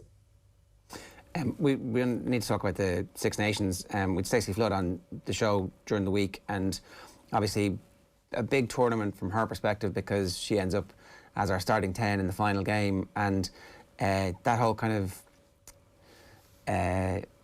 grey area of the relationship between the 7s and the 15s is kind of come into a bit of sharp relief over the course of the tournament as well. So we have some professional players who are playing 7s, and it's clear that they've had a big impact on the 15 side. Do you think we've got a better understanding of how the relationship works between those two setups as a result of what's happened over COVID and the way the tournament has been structured, or was that just a happy coincidence that we were able to call on those players for this tournament, Louise? And having looked at it now, what's your preferred methodology for the game to progress with the two setups? Yeah, and it's not a straightforward answer either, Ger. I suppose 100% the girls strengthened the squad, and you can see that by they obviously came in, maybe the likes of Stacey, I think Lee was 24th player in that first game. ended up on the bench, ended up coming on, making good impacts, ended up starting the last game. And I think if we were, playing the traditional structure and they were going to have a fourth and a fifth game, we'd have seen them continue in that vein of form. Also, the likes of Emily Lane, obviously Dorothy Wall is primarily Sevens contracted player as well, but has used a lot of those skills to pay. A lot of them have paid off really well in the Six Nations. It's difficult because there has been pretty much no Sevens tournaments at the moment, and with the seven squads not qualifying, with the female squad not qualifying for the Olympics, there has been a shift in focus where for once, okay, you can actually fully focus on 15s if Adam Griggs wants to have a look at you. But down the line, next year, the year after, that availability of the 7 squad to the 15 squad is probably not going to be there, certainly not to that extent. So for that group of players, have they gotten enough of a foundation now that they can dip in and out? Because again, France do this. I mean, for example, 4 of the French players in the 23-3 that started and 1 that came off the bench, Ménager, who then started the final game against England. They came back from 2 weeks in Dubai and straight away came into the squad against Ireland. But they have been able to marry this successfully over the last few years, whereas we've kind of struggled with it. I think a lot of their players would have a natural 15s background that play 7s, whereas ours don't. So although the skill level is there, the athleticism is there, the fitness is more than there, it's about that tactical awareness that our 7s players probably don't have as much of because we haven't played enough 15s club games, not a mind, international level. So it's really not a straightforward answer. It really depends on the availability. But I think we can certainly see how we don't have as big of a player pool in Ireland. And if you have a lot of the talent diverted towards the 7 squad, we have to try and harness that in some way, shape or form in order to make the 15s squad team more successful. But it's not a case of just, I think in our situation compared to France, just launching players back in the week or 2 weeks or 3 weeks before a game. I think it has to be more integrated. But then if you're a contracted 7s player and you're paid to play 7s, then, a 7s coach may not, you're probably a high enough level player in the 7 squad that the 7s coach doesn't necessarily want to offload you to 15s where you pick up an injury and then you're unavailable for 7s. So you can see there's a lot of interplay here. At the moment, it's worked out well, but I think it is a coincidence because we haven't had any 7s tournaments, and you'd hope post-COVID that's going to get back up and running again. Yeah, for sure. Louise, great stuff. Thanks a million for joining us this morning. Cheers. Thanks, guys. Louise Galvin giving us some thoughts there on the big stories in rugby this week. We'd love to hear from you. 087 9180 180 is the WhatsApp number. A reminder, Leinster against La Rochelle live this Sunday on Off the Ball on News Talk from 3 o'clock. We'll also have live Premier League commentary of Liverpool against Manchester United after that. Man City can, of course, win the Premier League title this weekend if they beat Palace on Saturday and Liverpool win on Sunday. So, big favour that Liverpool could do to cap off a great week for Pep Guardiola, or perhaps to rub some salt in the wounds on Sunday if things don't go their way tonight. OTB AM live in association with Gillette. Good morning. Start with Gillette, giving you the confidence to tackle the day ahead. If you want to talk about that, then as I said, we'd love to hear from you. Loads of comments coming through. Chelsea Football Club saved world football, says Liam Deegan. That's basically, one of the headlines that it's becoming trendy to say and kind of believe that the billionaires who've used football as their plaything somehow saved the people's game for the people. Yeah, maybe whoever wins the Champions League actually just gets the title of saviour of football because, well, unless Real Madrid win it, that would just be a completely ridiculous claim. But Manchester City and Chelsea will both claim that they were the first ones out of the Super League, which of course was an important thing to do. Paris Saint-Germain will say they weren't in at all. First out, but they were in the first place. So, yeah. Anyway, let's move on because it's time to do some racing with John Duggan, fresh from a giant tip on the show yesterday, 8:39 this morning here on OTB AM. John Duggan, good morning to you. Eoin, how are we doing? How do you top yesterday? A 50-1 winner. What the hell? You just keep going. I was thinking of the memes that I could say, who do you think you are? I am, was one of them in my head, the bowling guy. And there's also, look at me, I'm the captain now from that Tom Hanks film. Captain Phillips. But yeah, Captain Phillips. But yeah, you just keep going. I've had enough golf, crossbars and near misses But I don't know what's going to happen now, because the time I got around to writing the article, it was 11 o'clock yesterday morning. The horse had been collapsed in price to about 12 to 1. So I don't know whether I get the profit of 50 to 1 or 12 to 1. Yeah, live watchers, those people who get up early in the morning, Leo Varadkar's famous people, or favourite people, they get up and they stick on OTB AM on their TV, they cast it, they're listening to it on their phones, or they're telling their Alexa or Google Home. They were the ones, John. They were on the money train. They're the people. They're the great people, as Donald Trump would say. And it's right. and you have to avail of the early prices. And actually, even I was photographing proof last night, they moved the market at 8.54. Right. So it moved from 50 to 1 at 8.54. And then the horse actually was returned at a 14 to 1. Call Me Lyrene as well was a short head second at 22 to 1. And with Chacun Persois as well. So you just got to keep going. Just got to keep going and see where it all lands at the end of the week. But it's better to be tipping them than not tipping them. That's a day of days. 50 to 1 winner if you got on early, but even if you didn't, it's still returned at 14 to 1, which is a brilliant price. You know, we would take 14 to 1 winners all day, every day, if you can give us one, and 2 other winners as well. So what about yesterday then? Colreevy in her last race. Yeah, 5 wins from 5 over fences. She's a mare. She's covering a lot of foals. And she was the horse that upstaged the other 2. Envoy Allen. I don't know if it's the move from Gordon Elliott's yard to Henry de Bromhead's yard. This is not the same horse. Now, the horse was reported to be lame after the race. So maybe that was the reason. But there's been a shadow in his last 2 runs. Obviously, he fell at Cheltenham and then disappointed yesterday. I thought Monkfish, too many runs this season in a way. He just boiled over for me. He won very impressively twice at Epperson. Then at Cheltenham, he did a hard race, I felt. He got the job done at Cheltenham, but maybe just a race too far for Monkfish, who I think we put away now for a campaign for the Gold Cup next year. Chacun Persois. I think steeplechasing is an art form. I'm into all the paintings. It's not just about betting. For me, it's about looking at these horses, winging these fences and jumping with such majesty. And that's what Chacun Persois, the cruising speed, the jumping. It was breathtaking to watch it. I loved watching yesterday's racing, the 2 mile champion chase, which he won. So Willie Mullins winning 5 races out of 7, or 8 rather, and Rachel Blackmore not getting any winners. Paul Tennant had 1. It's going to be hard to see with Willie Mullins' ammunition that Rachel can overturn Paul. We'll wait and see what happens over the next few days.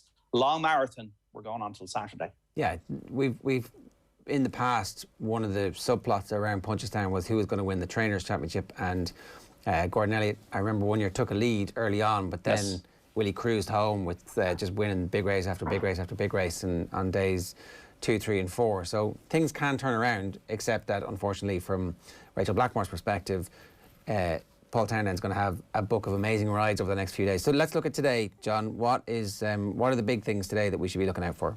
Well, the Gold Cup is the big one. The disappointment is that Manella Indo, the Gold Cup winner from Cheltenham, has got a bruised foot. He does not run.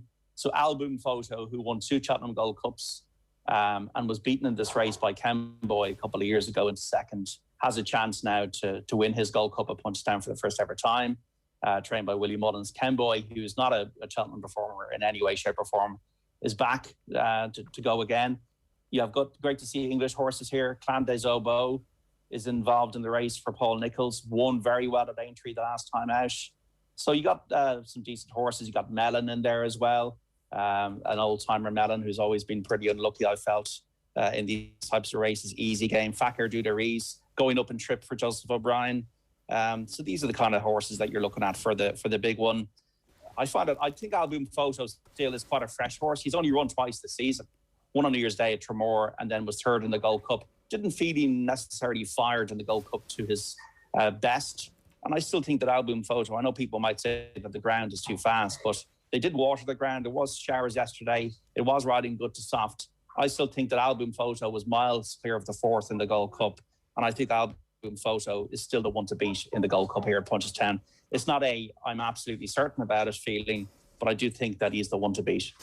Give us your puncher's knockout tip, John.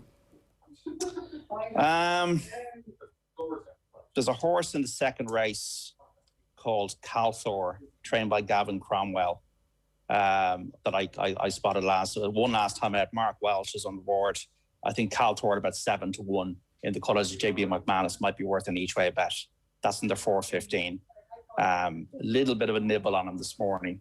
But when I was going through them, I was looking at a lot of JP horses actually in the 340. I was looking at Bay Hill. Obviously, the golfing team there is a 25-1 shot who's got course form. In the handicap chase, I'm looking at Blazer, was 1 second in the Galway hurdle and has down now to 10 stone in the weights under Simon Torrance, the claiming jockey. And I think that at 40-1, Blazer could be a horse to reach the first 6. I think he's tumbled down the weights, and he's been backed into 25 and 28-1 in places, but Blazer's still 40-1 at the moment. And I think in the 7 o'clock, which was my lucky race yesterday, Blazer could be an each-way bet. Of the other races, Blue Sari, I think will win the 450. It's a 2-1 shot for Willie Mullins. In that 3-mile novice hurdle, I'm looking here, Galopin des Champs has been back this morning. I like the look of him, Galopin des Champs. I think he's a worthy favourite, although Vanillier did win at Cheltenham the last time. They both won at Cheltenham. But Galopin des Champs has got the market support, and he'd be my fancy in the 520. With the Gold Cup we've gone through. What else have we got here as I look at my kind of touch screen? The bumper, Sir Gerhard, once again be backed into even money. Kilcrut might want further. Eric Bloodaxe, you'd have to think, has been a year off, although we beat Fernie Hollow as a youngster, 16-1. All the money's for Sir Gerhard. The one I liked in the last race was a Lorna Fowler trained horse. This is a mare's bumper in the 735. Manny Sanda. With Tom Hamilton on board, about a 9-1 shot. She had a horse that ran very well yesterday, Colonel Mustard, at a massive price. So that horse for Lorna Fowler, who ran well at Punchestown the last time, Manny Sanda, number 9, could be worth an each-way bet at 9-1. So the one I went for is the knockout blow is Calthor in the second race. But I would say it's once again an each-way day. Over the next hour and a half, I'll probably be putting these up on, well, it will be, but I'll be probably seeing the prices tumble again. And put them up on otbsports.com and on the app. But definitely an each-way day. You got to take it easy here. Punchestown, a long 5-day slog and trying to find winners. And obviously, we've made a good start to doing that. Yeah, an excellent start, John. As usual, thanks a million. Cheers. Okay, guys. Thank you. JD's tips, we'll put them up on the OTB Sports app a little bit later on, and that was some 50-1 shout yesterday he had. So anyway, OTB AM live in association with Gillette. Good morning. Start with Gillette, giving you the confidence to tackle the day ahead. Now, football scientist Shayne Murphy is going to join us next on OTB AM to discuss the return to play. First, if you're a friend of the pod or you're a Patreon member, you'll know that Golf Weekly released a special episode earlier this week with Pádraig Harrington. Here he is talking about Sergio Garcia. I wouldn't want to say anything, but gee whiz, with Sergio, literally, how could you not pick Sergio Garcia when it comes to the Ryder Cup? Like, I know I'm not declaring any picks, and as I said, but like, it is the Ryder Cup. Like, Sergio is like the best record, the best performer, the best. Yeah, like literally, he's made for the Ryder Cup. Nobody wants to play against him. He'd probably play 5 times. He'd lead a team. You put Shane up against a very strong candidate there.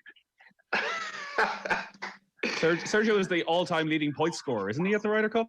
Yeah, and look, as I said, I pushed very hard the last time for the pick, and my basic argument was you start Sergio out Friday morning, he could lead a team and win you 5 points. Yeah. And there's a lot of players, like, you pick a player who might play a couple of times, but Sergio could actually lead your team on the golf course. He could be that player who wins you 5 points, and he loves it. Match play suits him. He plays well tee to green all the time. His putting can be iffy, but in match play, that's not as big an issue. Pádraig Harrington's in good shape. You'd have to say, there's a man who's keeping himself fit and trim, who did not put on the couple of lockdown stones that the rest of us did. I'm just putting that down so you can just sweat it out in Florida. I'm not jealous in any way. But it's really interesting. I thought Pádraig Harrington was going to be one of those people who completely overthought being Ryder Cup captain. But it's like, nah, picking Sergio. What? I mean, I'm not going to think about this any longer. Look at his record. He's a legend. Get in the team. Maybe the team selection is actually, in some ways, the thing you need to put the least amount of your energy into, because sometimes some of the decisions can be very easy. He's obviously got his criteria as to why Sergio needs to be in there. I presume for someone like Harrington, the big work is in actually galvanising a team, and the work you do in the days leading up to the tournament, and I guess even the months leading up to it, when you're actually communicating with your team, because they're not your teammates anymore. They are your team. You are the captain of it. He'll be good at that, it looks like. Paul Carrington with Joe and Nathan there on this week's edition of Golf Weekly. Golf Weekly is now available on Patreon, where you get a whole lot of extras, including major watch-alongs, a member-only Discord channel. You can head over to otbsports.com/Golf Weekly to sign up for a cost of just $3.99 plus VAT. So for $3.99, less than €1 a week, you can get Golf Weekly available exclusively on Patreon. And it's going great guns, and those watch-alongs have been excellent. They had Conor Moore involved with one of them, and I know that Discord channel is lit with all sorts of discussion around, and particularly this week with golf coming back as well. So get on board the Golf Weekly Patreon train. It is leaving/has left the station. It's 8:50 this morning. I'm delighted to say Shayne Murphy is with us. He's a football scientist. Shayne, good morning to you. How are you? Good morning, guys. How are we doing? You've been involved in drawing up return-to-play programmes for anybody who is getting back into sport now after a long period of lockdown. Before we get into that and how you got involved with that, maybe you might talk to us a little bit about your own background, because it's a really interesting story about how you ended up working at very elite level soccer, football. Yeah, thanks. So I did a sports science degree, as most people do. I did that in UL, and when I heard that you could be a football scientist for a football club, it was kind of intriguing to me. So I basically did everything I could to possibly to make that thing happen. So I went over to England on a sort of an internship. I kind of learned off Roy Keane, if you like, and I emailed rather than wrote to about 72 clubs, and I remember 2 got back to me. One of them was Everton. They said no, and the other one was Cardiff. So I went over to Cardiff, spent about 8 months over there, and then came back, finished my degree, and then I was fortunate enough to go to Blackburn Rovers, and then from Blackburn I went to Liverpool to Man City, and then also working for international, the Welsh international team. And then I was at Man City for about 7 years before deciding to come out and set up my own company. And then since doing that, I've been fortunate enough to continue sort of a consultancy role with Man City, but also work with the Scottish national team now. So yeah, it's going well so far. Do you have a particular area of specialisation or expertise? Sports science, obviously, it covers a multitude. What was the bit that you did first that you got into and kind of became expert in?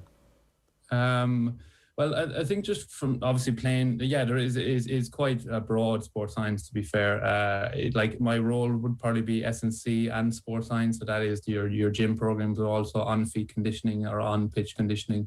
So I think you become specialist in the sport that you work in most as well, because there is sort of, there's niches within each sport that you need to understand, because, obviously there's principles of S&C and sports science, but understanding how they fit in the game is really important. So I guess it's probably an expert in the sport of football, if anything. And in terms of that, because I've just been listening to my Quirk podcast, and the Barry Solon one particularly, he's working with the Arsenal first team, just talking about how you really need to know the individual player and the psychology of them as much as the physiology, because the players can, after a game, for example, sometimes he'll be charged with bringing them out to make them run for a session to make sure that they've hit certain markers so that they know either the next day's a day off or the day after they're going to have some specific training. And if the players have just been beaten, he said sometimes they give him the finger and he goes, right, I'm not doing it today. I understand. We're going to let it go. What's that aspect of life like from your perspective, and just making sure that you have a whole person view, as opposed to, I've seen the GPS stats here and they're not good or they're off the chart here? Yeah, I think that's really important. I think, like, Barry, he's working with such a vast culture of players as well, coming from different backgrounds and everything else. And it is a high emotional sport, and winning matters, especially at the elite level, so you will get a variety of different kind of ideas or belief systems on what we should be running or shouldn't be running. And I think that's an essence of a coach, understanding that I don't have to force everything. There's many ways to kind of get the job done, if you like. So I think that's been a bit clever, and seeing other ways around, doing the same thing, because I think if you're fixated in one way of doing it, you're going to find obstacles at some point, and it's how you work around them is really important.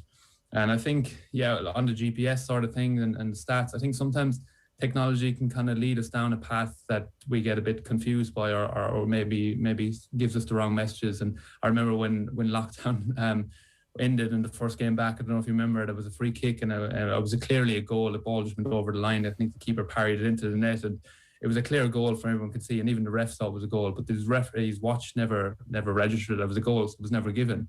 And there for me, it shows and epitomizes how technology sometimes can be fantastic, but also can maybe get in the way and hinder a good decision. Yeah, no, it makes a lot of sense.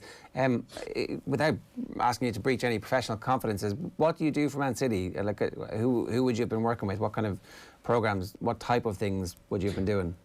Yeah, well, when I first started, it was kind of to head up the youth development phase. So that's like your 14 to 16 age group, or 12, sorry, to 16 age group, and that was a really interesting project because they had a really strong cohort of players at the time, and the question was, how do we prepare these boys for the first team football? But obviously, first team football, as we know, over the last number of years, has grown in intensity and kind of expression of physical output. So how do we prepare them for a moving target, really? And that cohort, I saw them all the way from under 14, really, all the way up into the first team.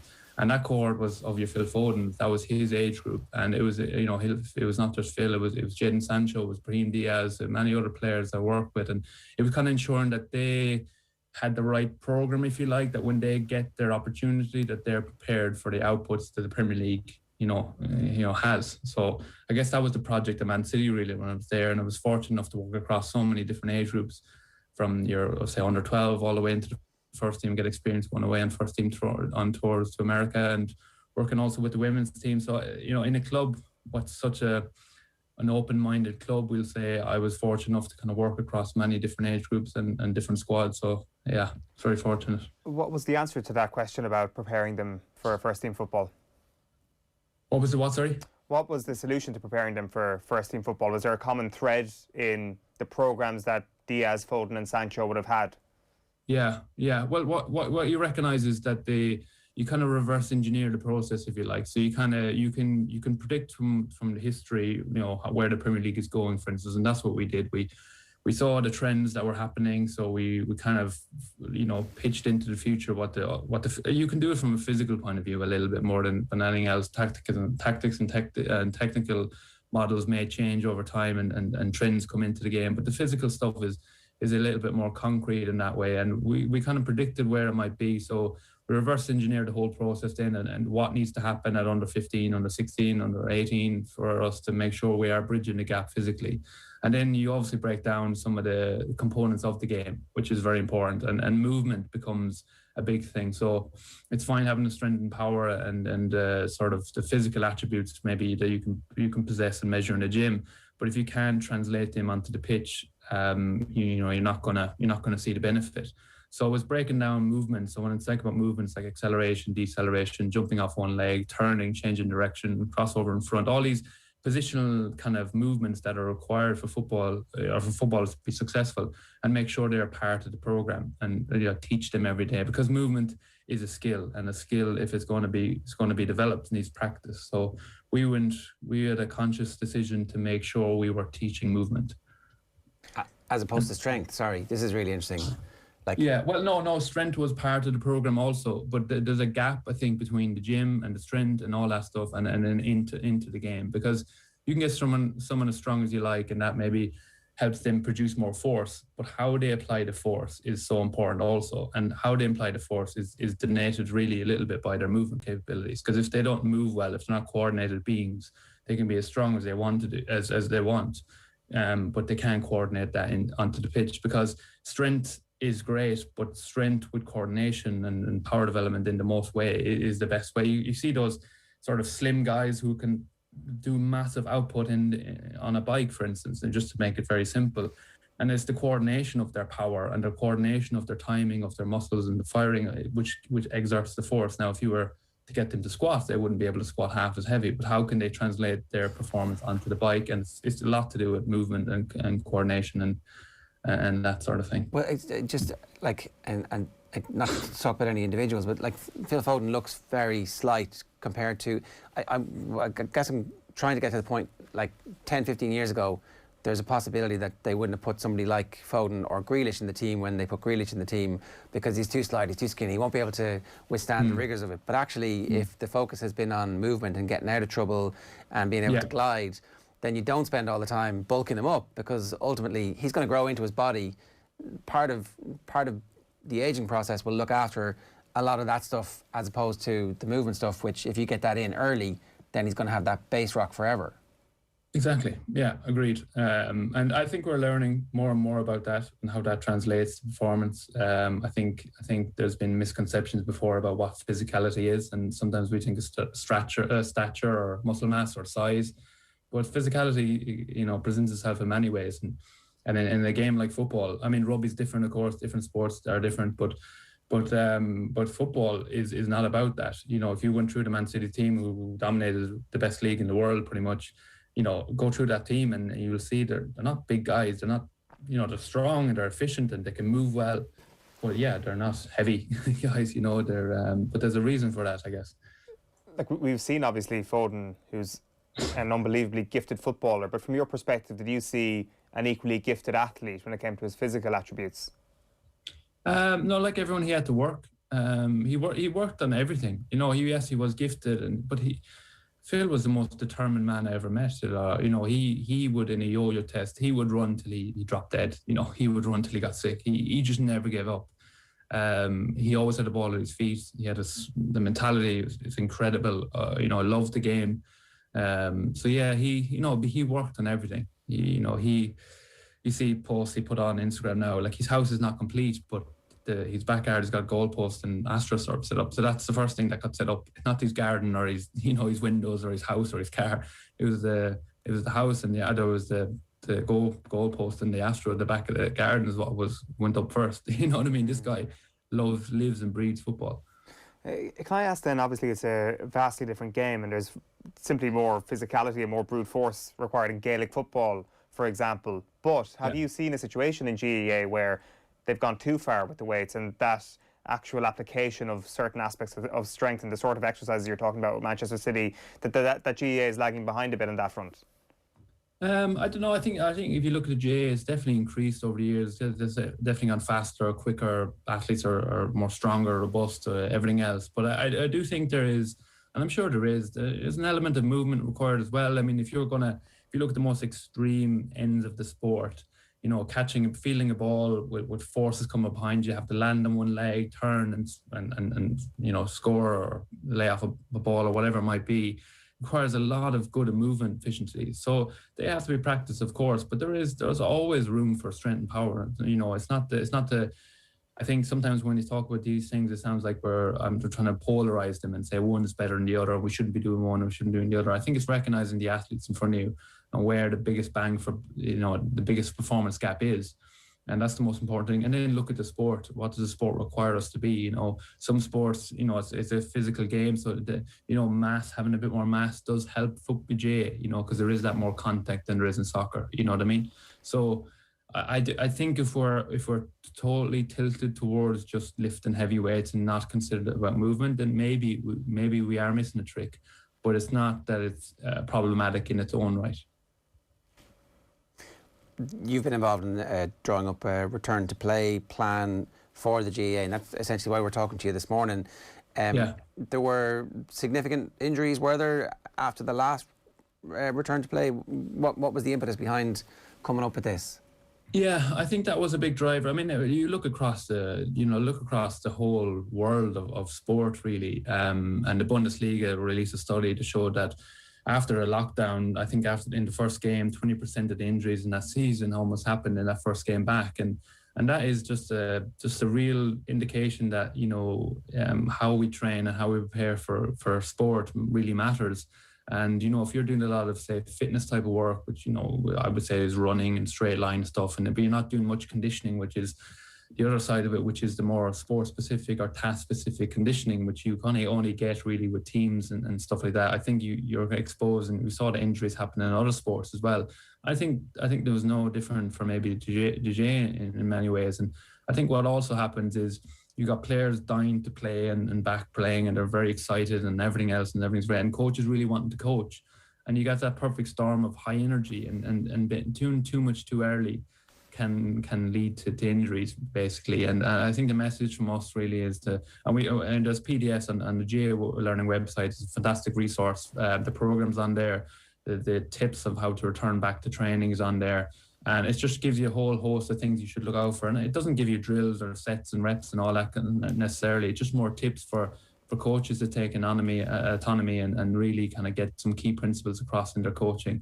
And yeah, that is the premise of the Be Ready to Play, is to ensure that people are prepared as best they can for training, to reduce injuries as much as possible and keep people playing and enjoying the sport that, you know, they've longed for so long.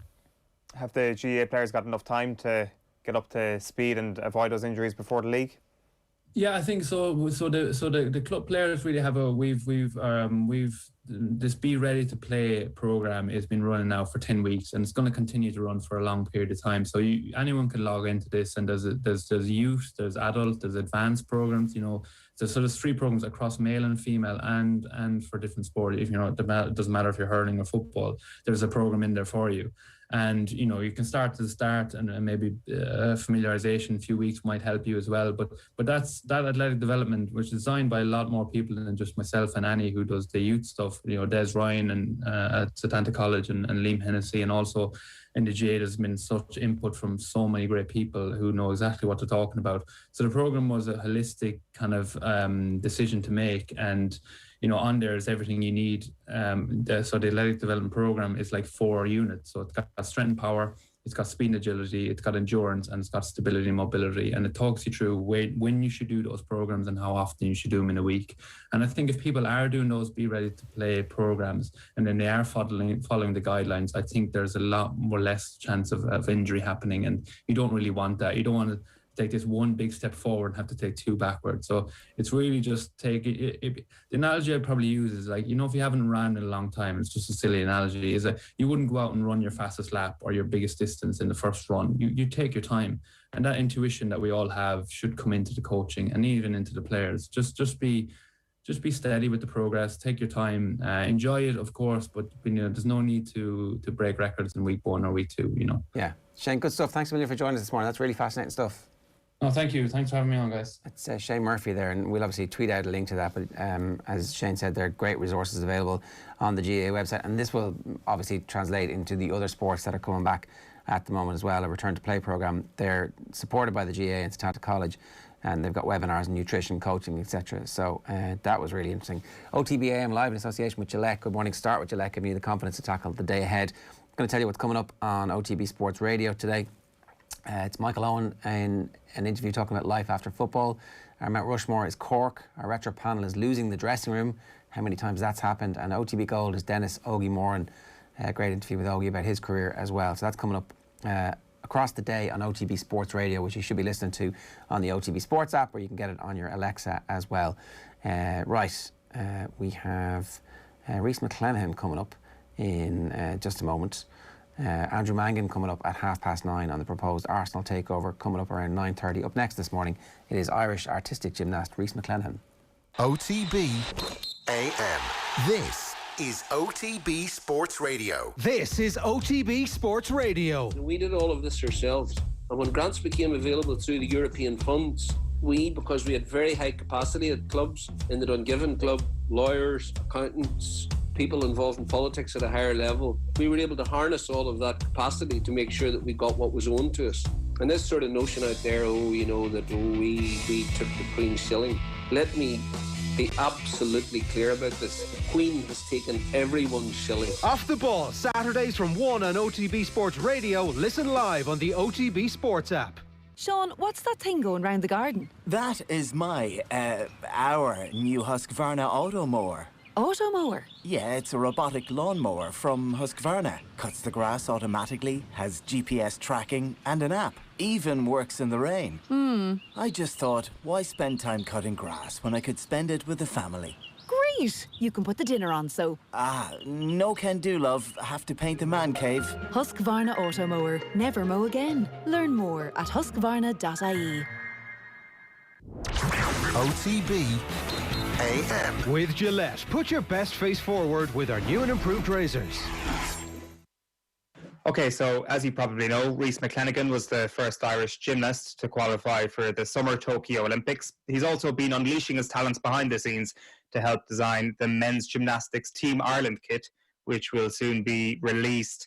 Supporting and following Rhys on his journey, Team Ireland partner and global job site Indeed released a short film from their Talent Unleashed series, The Story of Rhys McClenaghan.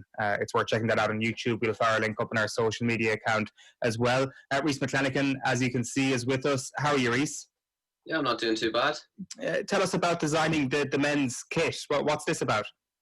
Yeah, so the kit designer is actually a company called Quattro, and they design gymnastics kits specifically. So it's very good to work in like beside them in designing that kit. Of course, I'm the only male gymnast going to Tokyo, so it's very good to kind of design it in my own way, as well as pitching in on a meeting with Sport Ireland about the general kit as well, like the tracksuits and stuff. So it's great that they're kind of bringing together athletes and getting their insight into what specifically they want with the kits and how they can change it in any way.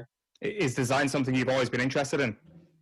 Yeah, I guess so. I mean, obviously growing up in sport, you do have your specific gymnastics kits and specific kit for your sport. So there's always things in the back of your head like, oh, if I was to design this kit, I would definitely change it. And now I get that opportunity to do that. So it is great to actually kind of venture down a different career pathway, if you will, and try something different and see how that works in a different way. So it's a great opportunity, actually.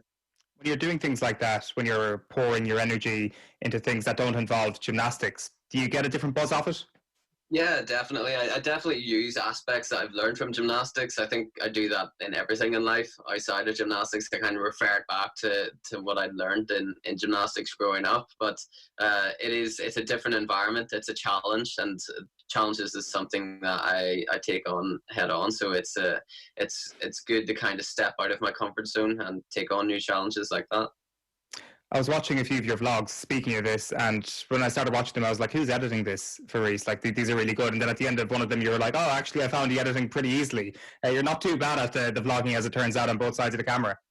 Yeah, it's just, I don't put too much effort into the editing of the vlogs. It's just like one background track, low fidelity music, and it just kind of cutting the video clips. But I want it to be like that. I want it to be quite authentic in its manner, and want people to get as pure of an image of me as possible. So it's just me going into the gym. It's no like fancy music and like cutting into different animations or whatever. For one, that's way too much effort for me. And two, it's just a lot more authentic, and I myself like watching authentic YouTube videos, and I feel like I get a sense of the person a lot more when there's less editing in the videos. You say there's no fancy music, but anybody who's watched the videos will know about Thug Life Thursdays, which is where you just play 2-pack and train for the day. Yeah, true. Although those are all copyrighted now. There's been copyright claims on it because I've played the music in it. But no, I'm a big fan of music. It's a shame that I can't put them too much in the videos or else they get copyrighted. But yeah, we name every single day of the week. So it's Michael Mondays for Michael Jackson. Chinese Tuesdays, we put on some Oriental Chinese music, and me and my coach both love that. It kind of sets like a nice relaxing mood. West Coast Wednesdays, 2-pack, Thug Life Thursdays, and then Feel Good Fridays. Feel Good Fridays is kind of like a freestyle. We just kind of feel whatever we're feeling, and just put on some like happy music. Is this on when you're in the depths of training, competition time, no matter what it is, you stick to this routine? Yeah, I mean, it only came up like the last month or so. Right. It's just us in the gym, so we have to find different ways to kind of keep ourselves entertained or keep ourselves kind of looking forward to training. So if it is like a Monday, we'll be like, oh, it's Michael Mondays now. We can just look forward to listening to Michael. But it's something just different from focusing on gymnastics solely. What about when you're doing your workout at home, or if you're going for a walk or a run? What are you listening to in those, or even the drive? Because I know you're driving up and down from Newton Arts to Dublin quite a bit. My go-to is always just hip hop music. Any form of rap music, I'm obsessed with. Absolutely love the genre. So that would be my go-to. But on the drives up and down from Dublin, I would listen to different podcasts. I feel like that's a nice kind of window to educate myself, because I wouldn't, you can't sit down and listen to a 2.5 hour podcast just in your house. You have to be doing something, and that period of driving down for 2.5 hours is a perfect opportunity to listen to some educational podcasts and just kind of feed the brain.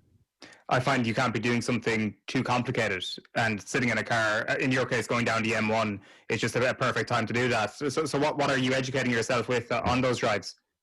I have a big fascination with like astrophysics and astronomy, so that's kind of like my go-to, like listening to Neil deGrasse Tyson podcast or Professor Brian Cox. Those are kind of like my go-tos. Of course, it's an infinite learning curve where you'll never know everything about that, even if you're professional in the subject, and I'm definitely not, but it's just kind of something that you'll always learn. Everything, like, you'll learn something new every single time you listen to a podcast on that topic. So that's what I love about that, about listening to those podcasts. That's kind of the fascination with it as well, though. It's the literally endless finding out, the research, the endless pit of knowledge that humankind has yet to even uncover on that side of things. Is that what appeals to you about it? Oh, definitely. It puts everything in perspective, and listening to that a couple of times a week just kind of grinds me. Like, oh, so we're actually little ants on a ball of rock floating through an infinite universe. It kind of puts those little issues like, there's too much sugar in my coffee. It puts it in the perspective that, it actually doesn't matter at all. That's remarkable. Is that like, I mean, is that a chicken and egg situation where, I don't know, is that helping your sport? Is that helping you as a sports person? I mean, the fact that, if I mess up in training today, it's not too insignificant, or is this actually totally separate to you as a gymnast and as a competitor? Yeah, I think people do separate their sport from their life too much, because it goes hand in hand. If you're unhappy outside of the gym, you're going to go into the gym unhappy as well. So it's finding that balance, and if you can take any form of positives from your day-to-day life, then it's gonna have an impact on your actual sport as well. So it completely does. When I'm grounded and put into perspective from listening to those podcasts just on the car journey down, it's going to affect my gymnastics also. Does that help you when it comes to your positivity as well? Because that's one thing that everybody comments on when it comes to you, that you're completely unafraid of saying, I want to be the best to ever approach a pommel horse. I want to win gold at the next Olympics. Is that all part of it as well? Yeah, it definitely is, because I know that it's possible. I first of all, before I make statements like that, I try to justify it in my head. I challenge myself, like, okay, am I actually going to be the best in the world on pommel horse? And then I work it out. I'm like, well, I'm scoring this score. The world champion scored this.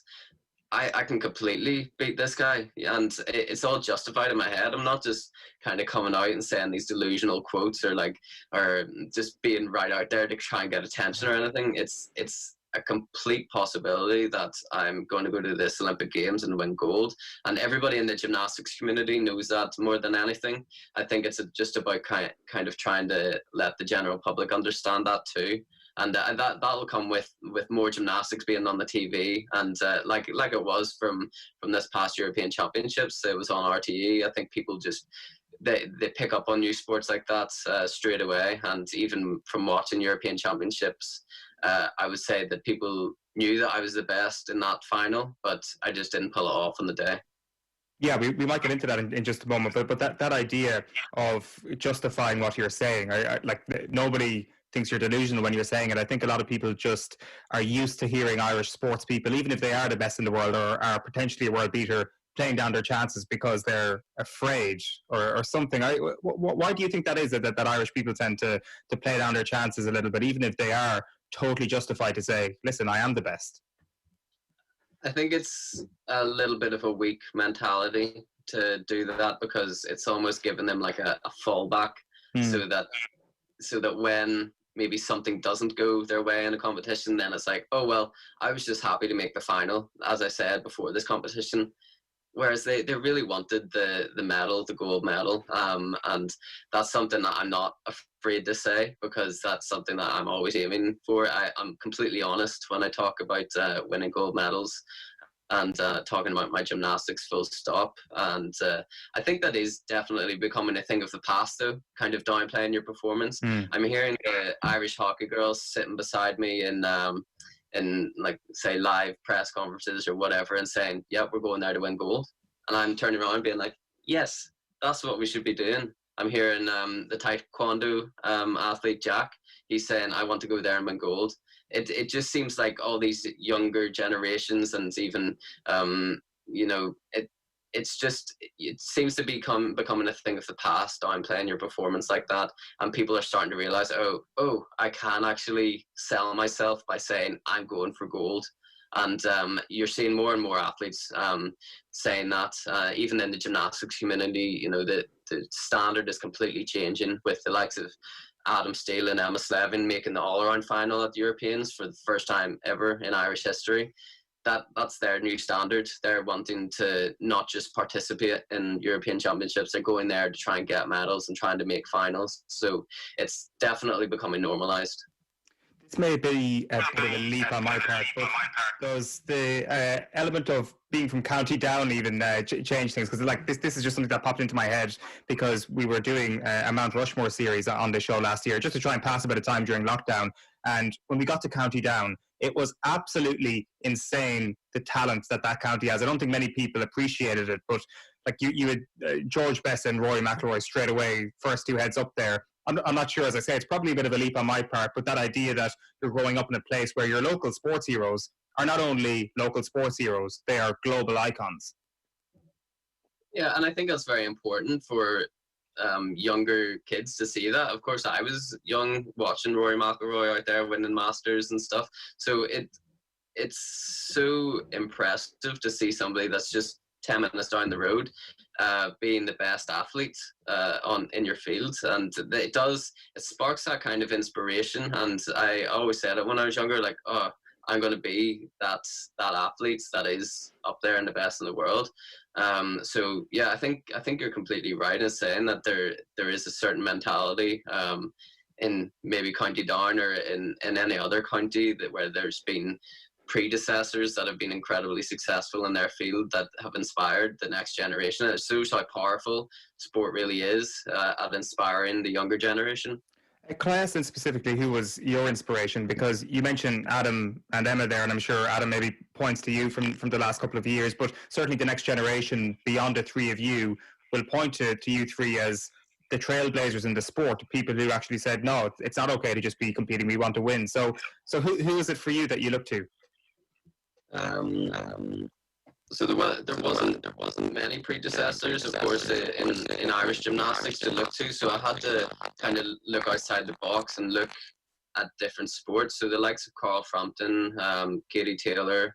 I like the boxers because of their mentality mostly. I like their fighting mentality, the way that they're not scared to say, I'm going to win this fight, because they truly believe it. I guess it kind of goes back to that, you know, in the past, amateur athletes, I don't even like that phrase, amateur athletes, past Olympians would say, like, yeah, I'm just happy to be competing at the Olympics. I'm just going to try my best. I would never relate to that. I would always like to listen to Katie Taylor saying, I'm going to go here and win. I'm going to be the greatest. And that resonated with me a lot more, because I could tell that she truly believed it.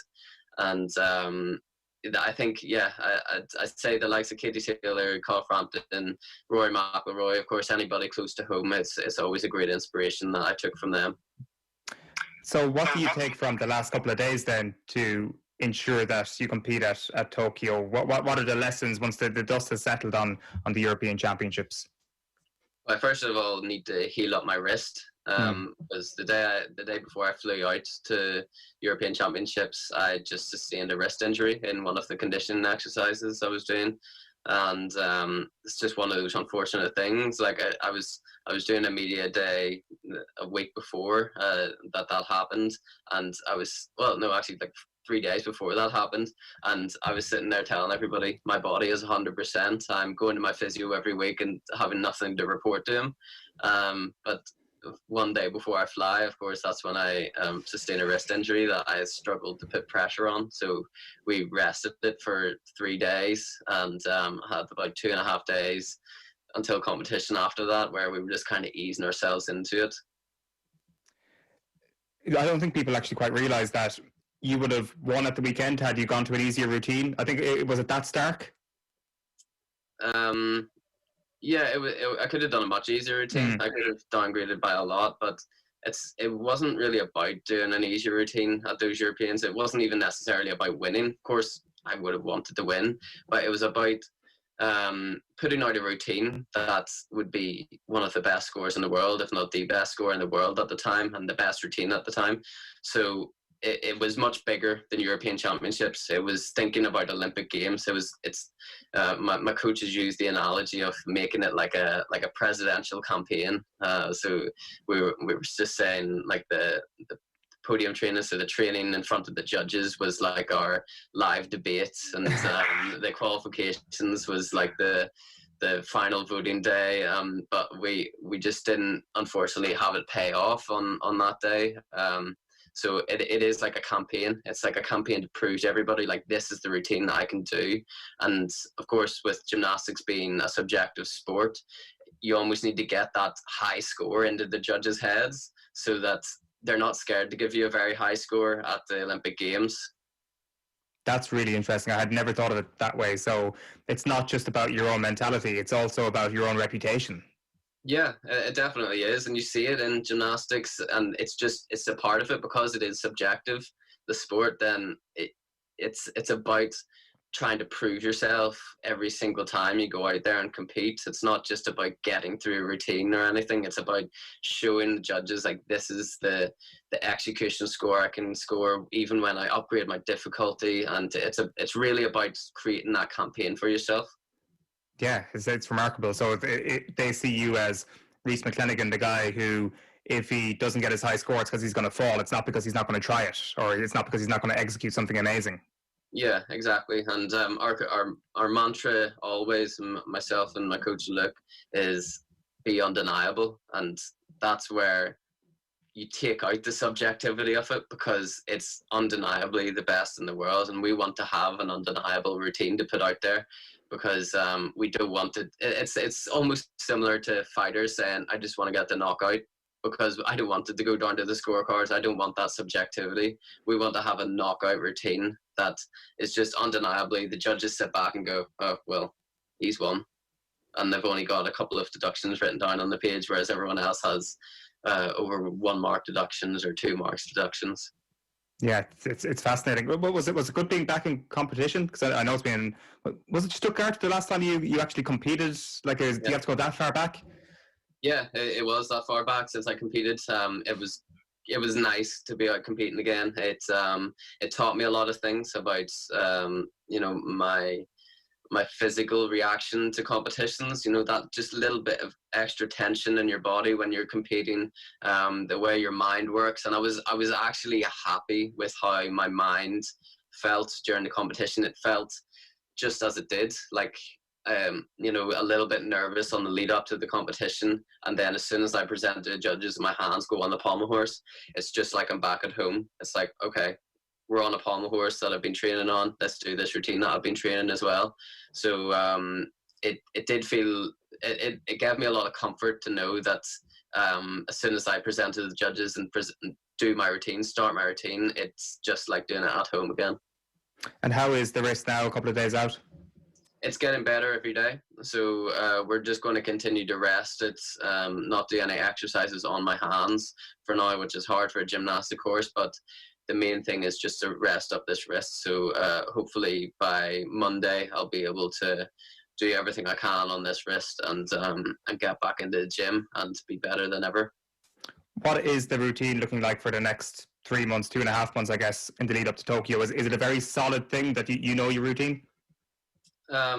Yes, we definitely have a plan. So I had to take out a couple of the skills that were in the routine due to the wrist. So it'll be a relief to kind of get those solid skills back in the routine. Skills that I've been doing since I was no age, since I was probably about 11. I had to take out at this competition because of my wrist, just the way it rotated on that one arm.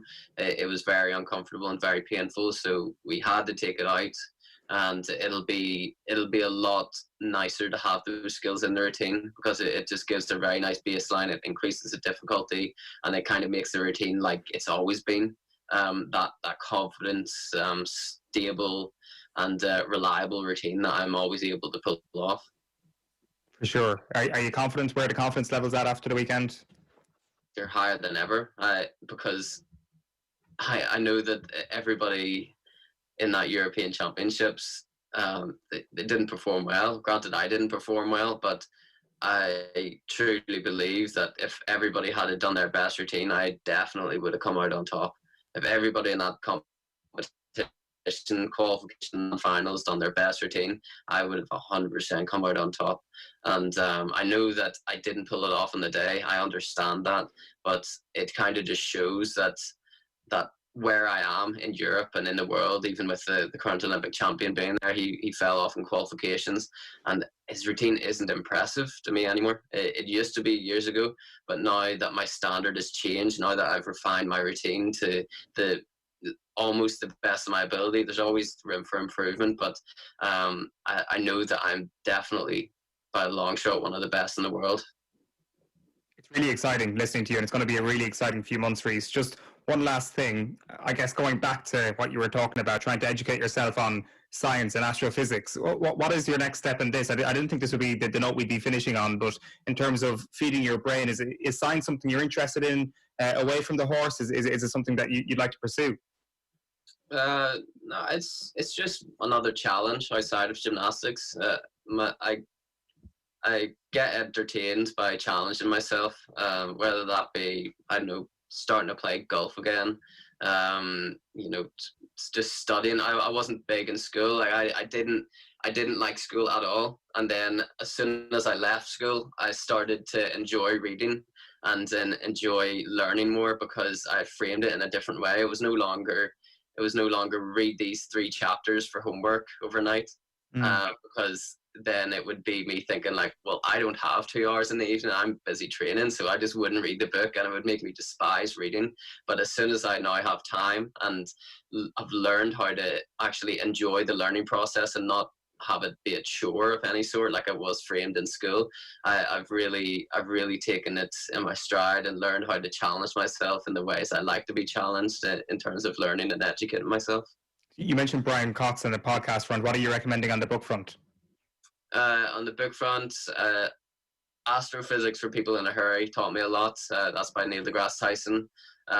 So that was a very good kind of starter into reading books on astrophysics, because it's easier listening to it, because you can almost blank out some words and stuff, and any complicated words. But when you're reading it, you become stumped. But that Astrophysics for People in a Hurry is a great book to start off if you're wanting to get an interest in astrophysics. Well, listen, Rhys, I'll go and give that a read, and while you're going getting gold in Tokyo, we'll do a podcast after that, and we'll do an astrophysics sort of chat or something like that. Rhys McClenaghan, I should mention again, obviously the first Irish gymnast to have qualified for the Summer Tokyo Olympics. He's also been unleashing his talent behind the scenes, helping to design the men's gymnastics Team Ireland kit, which is soon to be revealed. Supporting and following Rhys on his journey, Team Ireland partner and global job site Indeed, they released a short film from their Talent Unleashed series, which you can check out on YouTube. It is called The Story of Rhys McClenaghan, who you've just been listening to. Rhys, very best of luck with everything over the next couple of months. Chat to you soon. Thank you so much. Chat to you soon. Can you remember, and we're talking bluntly here, I presume, if Kroenke is very much silent Stan and lives up to his billing and stays well away from things, did Usmanov bill himself as, I'll be free spending, I'll put billions into this team and turn you into a giant of European football, or do you suspect he was very much in it for profit as well? Well, I think probably the two guys are very different. Kroenke is a sports owner. He owns the LA Rams and all the teams that he has in the US, and he has 5 or 6 franchises and Arsenal. Usmanov, I think you would put him more along the lines of the Abramovich, PSG, Man City owners who are looking to enhance their own reputation by owning a football club. I think there were incompatibilities there, obviously, between the two men in terms of their own outlook on how sport should be run. Usmanov was very quick to criticize at times. He came out when things weren't going well. And, you know, people, when things aren't going well, look to, it's like politics in a way, isn't it? That when the country's in a mess, the opposition looks great. So there was an element of that with Usmanov. And I think he did suggest that he certainly would spend, and he definitely had the money to spend, to invest. But this was at the time when Arsenal were very much preaching the self-sustaining model. There was a hope that FFP would be in some way useful instead of completely useless. So the club was being run in a specific way, and that suited Kroenke more than anyone, because it wasn't a situation where he had to put his hand in his own pocket to fund transfers and those kind of things. So there was always the view from the sideline, if you like, from Usmanov. He probably would have spent money if he'd been the guy who was solely in charge, but it's hard to know 100%, you know, how much of that is true and how much was just him talking, because, you know, it was easy for him to say the things that people wanted to hear. Oh, absolutely. Campaign and poetry and all that. Yeah, exactly. We now have a decade of Kroenke as the controlling owner of the club, and last, 3-4 years, he has total control, 100% ownership. We were talking about this on the news round just the other night, so it wasn't an appropriate way to get deeply into this, but one of the reasons I said it'd be great to talk to you is I was making the point last week that much of the fallout had focused on the Glazers, you know, and Gary Neville had really led that charge, but I suspected actually the Kroenkes could be the one that could really face the ire of their own fans, because the Glazers, for all their ills, all they've taken out of the club, they're still dropping 80 million on a Harry Maguire. They're still spending 60 million on Fernandes. They haven't allowed things just drift into mediocrity. Even though it's not quite their money they're spending, they are still spending some money. Whereas Arsenal last year finished 8th, which was horrific. This year they're, I don't know, last time I looked, somewhere around 10th and drifting very solidly into mediocrity for the coming years. So that will be deeply, deeply unpopular. And then, lo and behold, there was the protest on Friday. But my throwaway line, and I want to get your sense of how true this is, my throwaway line in the news round was, well, I suspect Arsenal fans must have been deeply unhappy with Kroenke for a number of years, but I mean, how much do they care? And that was a clumsy way of trying to get at the fact that there would be a perception of the well-heeled City banker, London supporter who would like Arsenal to win, but isn't going to take to the streets either if things aren't going so well. What's your sense of that, on maybe the lack of disquiet or protest that we may have seen at other clubs if they had, you know, declined in this way? It's an interesting question. I mean, just to come back to the money thing, I think, you know, it's a bit of a misnomer to think that Arsenal haven't spent money. True. Because they have. True. And last summer, after finishing 8th, the club spent £50 million on Thomas Partey. They paid out his €50 million, actually, his release clause to Atletico Madrid, which had to be paid in one go for it to work. So, you know, Kroenke's, whether I don't quite know how they did it, but the word is that they helped finance that deal. They also signed Gabriel from Ligue 1, who cost the guts of 30 million as well. You can go back and look at transfers that Arsenal have made, and Arsenal have spent quite a lot of money. I think the issue for Arsenal really is that the money that they've spent hasn't been spent particularly well, and they've let a lot of money walk out the door. A load of money walk out the door for absolutely nothing. And sorry to interrupt, just to actually strengthen your argument, I just had a glance to see what are their top transfers, and a lot of them are all in the Kroenke era and relatively recently. Nicolas Pepe, that's 72 million sterling that you won't get back, August 2019. Aubameyang, 57 million in January 18. So that's the year Kroenke gets full control, but he's already very much the boss anyway. Lacazette, 50 million. Thomas Partey, as he said, 50 million. Ozil goes back to 2013, but they weren't afraid to pay big wages to keep him. So, I take your point on the spending. So is it more mismanagement than a certain frugality? I think it is. You know, it's a combination of things. Obviously, what's happening this season is not good enough from an Arsenal perspective, and that is playing very strongly into this because, You know, I think people's satisfaction with the owners of their club is there's a direct correlation between how successful you are. And if Arsenal were cruising to the top 4 and, you know, still in Europe or whatever it was, you know, I don't think there would be quite the level of vociferousness to the protest, which isn't to say that people's objections to the Europa League weren't very strongly felt, because they were. But where we are is playing a really big part in what's happening. You know, the season has been hugely disappointing. So, you know, there are a number of things, and the absenteeism, a sense that KSE, and we talk about Stan Kroenke, but it's basically Josh Kroenke who is the KSE guy at Arsenal now, because Stan is very much involved in the LA Rams project and the stadium there and everything else. So Josh is the one that has been public facing. And I think what's one of the most interesting things about this is that a couple of summers ago, there was a campaign from Arsenal fans just sort of putting it up to the owners, like it was called We Care, Do You? And it sparked a response from the owners, from Josh Kroenke, who met fan groups, he did interviews, he promised to engage more and all those kind of things. And there were some attempts on behalf of KSE to be a bit more transparent, a bit more open with fans. And this, of course, has completely undone all of that. You know, I'm not saying they got everybody on side or anything like that, but I think there was genuinely, A, because there's an acceptance that KSE aren't going anywhere. So B, if we can build some bridges and the communication is better and they can talk to us a bit more, that's a good thing. That's a positive thing, but it's really been undone by what's happened in the last couple of weeks. Yeah.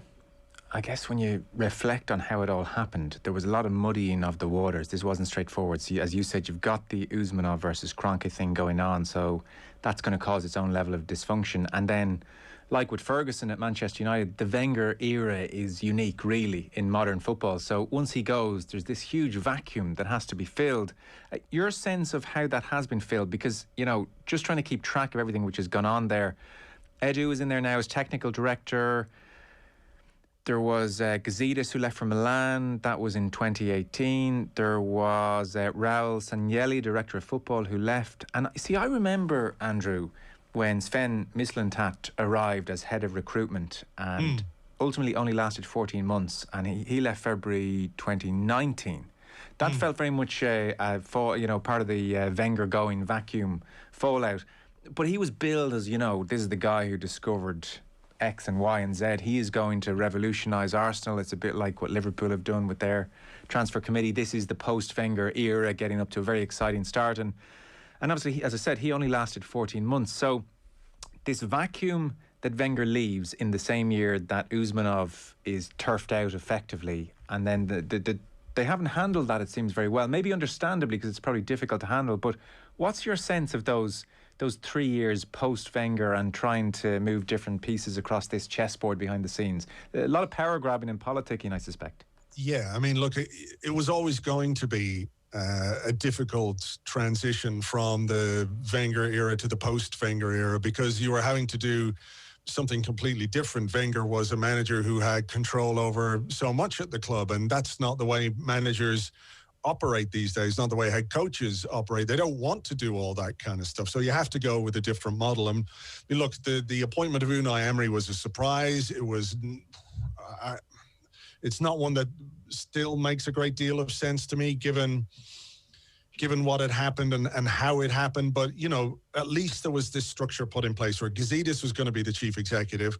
They had Raul Sanelli, who was like the head of football operations, something like that. And Sven Mislintat was going to be the head of recruitment. And that trio was going to work together to support the head coach, which was then Unai Emery. So on paper, you could say, that's a reasonable setup. Gazidis had the experience. He'd been there for years. And yeah, he was the kind of mover-shaker guy who could get deals done. And Mislintat was going to find the talent. Emery then has to do the business on the pitch. But Gazidis then left for AC Milan after a couple of months. Raul Sanelli was appointed as head of football. He immediately got rid of Sven Mislintat. I know all these things are presented as mutual, but, you know, there was a power struggle and he came out on top. That's the reality of that situation. Right. So now super agents start getting involved in Arsenal's transfer business. Nicolas Pepe, as you say, £72 million. George Mendes is involved. Kia Joorabchian, all of a sudden Arsenal are signing players all over the place who are represented by Kia Joorabchian.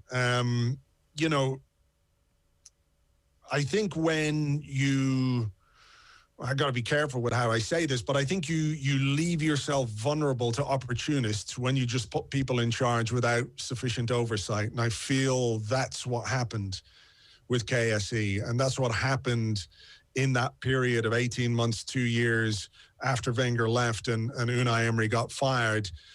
They were vulnerable to people who were, you know, you can ask, were they acting in the best interest of Arsenal? And I can't tell you for sure that they weren't, but it's also hard for me to say that they were based on what happened and some of the things that happened, some of the deals that were done, et cetera, et cetera. So, you know, KSE brought in a lawyer called Tim Lewis last year who worked with them on the takeover of Arsenal when they were doing the shares and everything else. And within 4 or 5 weeks of that guy coming in to have a look at what was going on, Raul Sanllehi was out the door.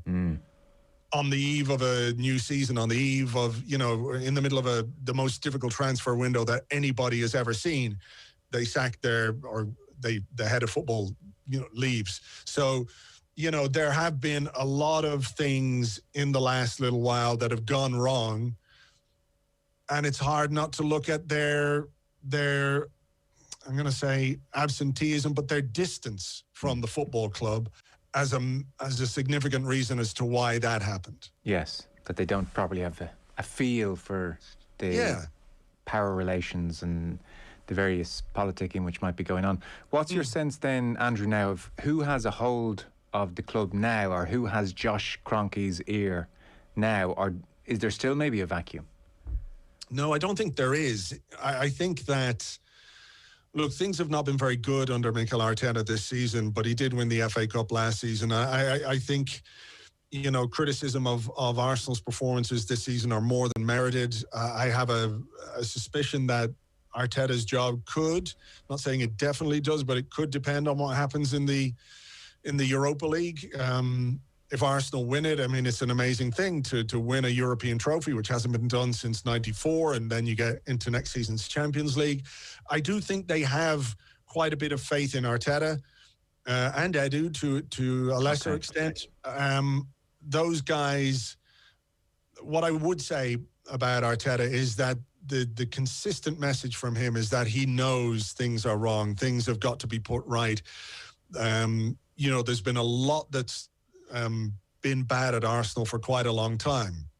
So you can't fix it overnight. You know, you even go back to just January when the club took out a loan from the Bank of England, which is due to be repaid in May. But, you know, a large part of that, it seems, was used to pay off players who, you know, were not contributing, who were potentially a bit of a clique on the training ground, not positive around the club. So, you know, Mesut Ozil left, Mustafi left, Kolasinac left, Socrates left. They basically paid these players to go away. So there are fairly radical things being done in as much as they can be done in this current climate to try and sort things out. But, of course, the issue for Arteta is he's trying to do all this in tandem with producing results on the pitch, which are commensurate with the expectations that Arsenal Football Club should have. And unfortunately, in Premier League terms anyway, he hasn't been able to do that this season. And are you optimistic enough to think that the getting rid of those more toxic elements is just a necessary growing pain at the moment, and this is ultimately a good thing that, you know, those 3-4 years after Wenger left, well, I guess it's not even been that long, but that initial period after Wenger left where some costly mistakes were made, is your sense now that the club has sorted things out behind the scenes? Arteta is doing his best, they're paying off some of those players you mentioned, and they might re-emerge into next season and beyond on a better footing, or hard to know? It's hard to know, to be perfectly honest. You know, the idea of taking a step backwards to take a step forwards again was not one that I was not averse to, but I wasn't unexpected that Arsenal were going to stumble a little bit before they found their feet again. It's just that we can't find our feet at the moment. You know, they are doing a lot of things. There's a guy coming in called Richard Garlick who's going to be added to the executive team along with Arteta, along with Edu, along with Per Mertesacker, who's the head of the academy, along with Vinay, who is the chief executive. It's a fairly young executive team. Inexperienced might be another way of putting it. I think what it boils down to for me is that somebody had to start putting things right. Somebody had to start trimming the bloated squad. Somebody had to sort of say, okay, we've got a line in the sand here. We really have to improve as a football club in everything that we do, culturally, you know, how we operate. Let's not let guys like Danny Welbeck, Aaron Ramsey, Alexis Sanchez, Santi Cazorla, Jack Wilshere. I'm sure there are others I've forgotten as well. But basically, Cazorla is a little bit different because it was an injury. But, you know, guys who are worth a lot of money went for free, for nothing. Yeah. Because the club just couldn't make decisions on when to sell these guys. Like, sometimes it hurts to sell a player.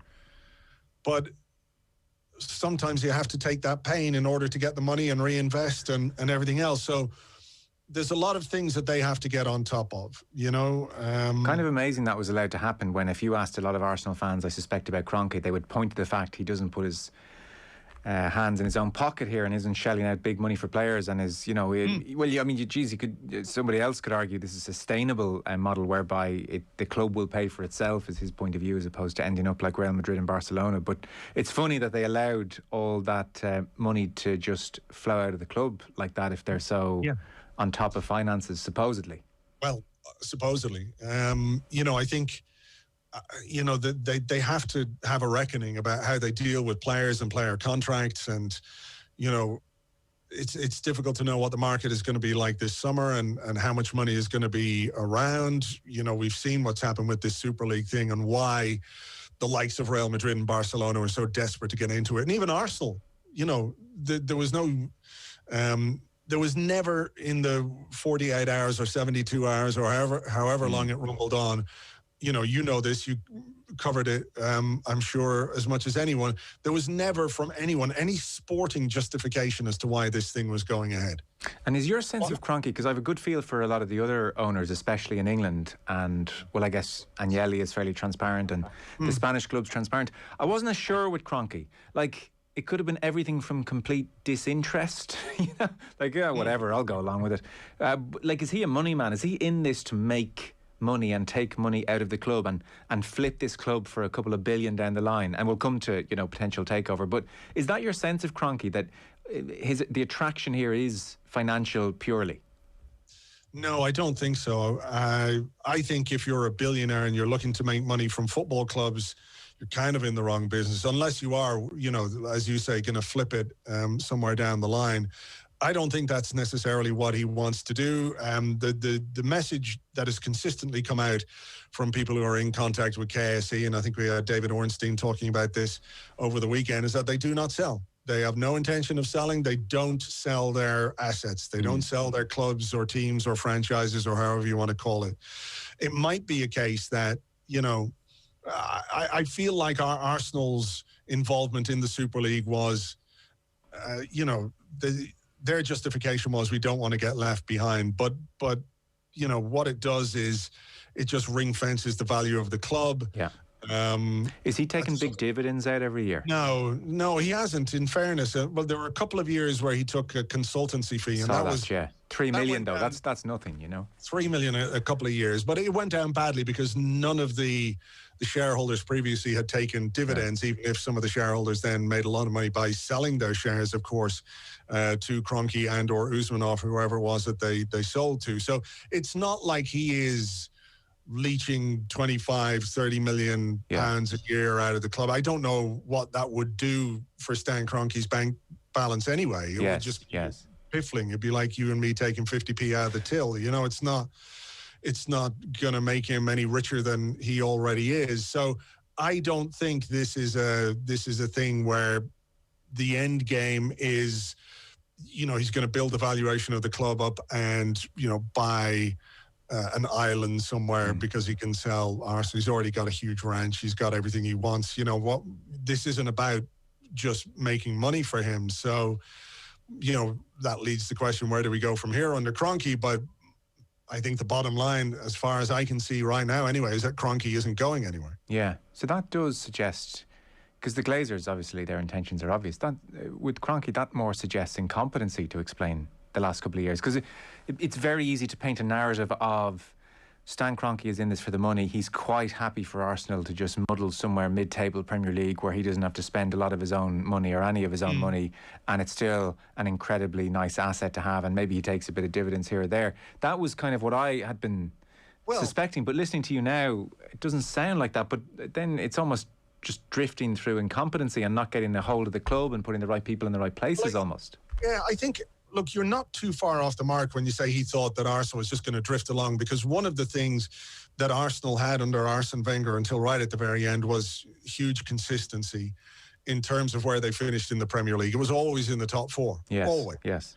And my sense is that Kroenke kind of was happy for that to just chug along. No question. I don't disagree with you in that sense. And I kind of wonder if he thought that was always going to be the case, that you couldn't envisage, for example, in Spain, Barcelona or Real Madrid finishing outside the top four, because they always are in the top four. They're, champions or runners up. So I do wonder if Kroenke perhaps underestimated the competition in English football and what you need to do to remain competitive or to remain consistent.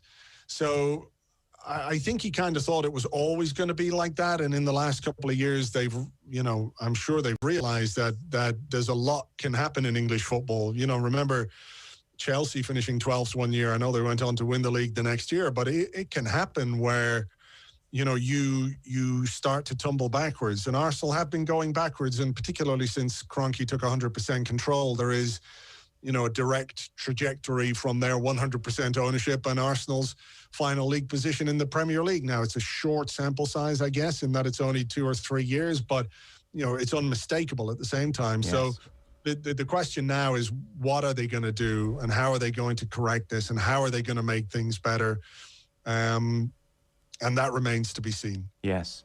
Well, then a final point to leave off on is Daniel Ek, defender, Spotify, tweeting that he's cheered for Arsenal as long as he can remember. If KSE would like to sell Arsenal, I'd be happy to throw my hat in the ring. So he's several billion to his name, Swedish, worked at various tech companies. He set up Spotify and enjoys the finer things.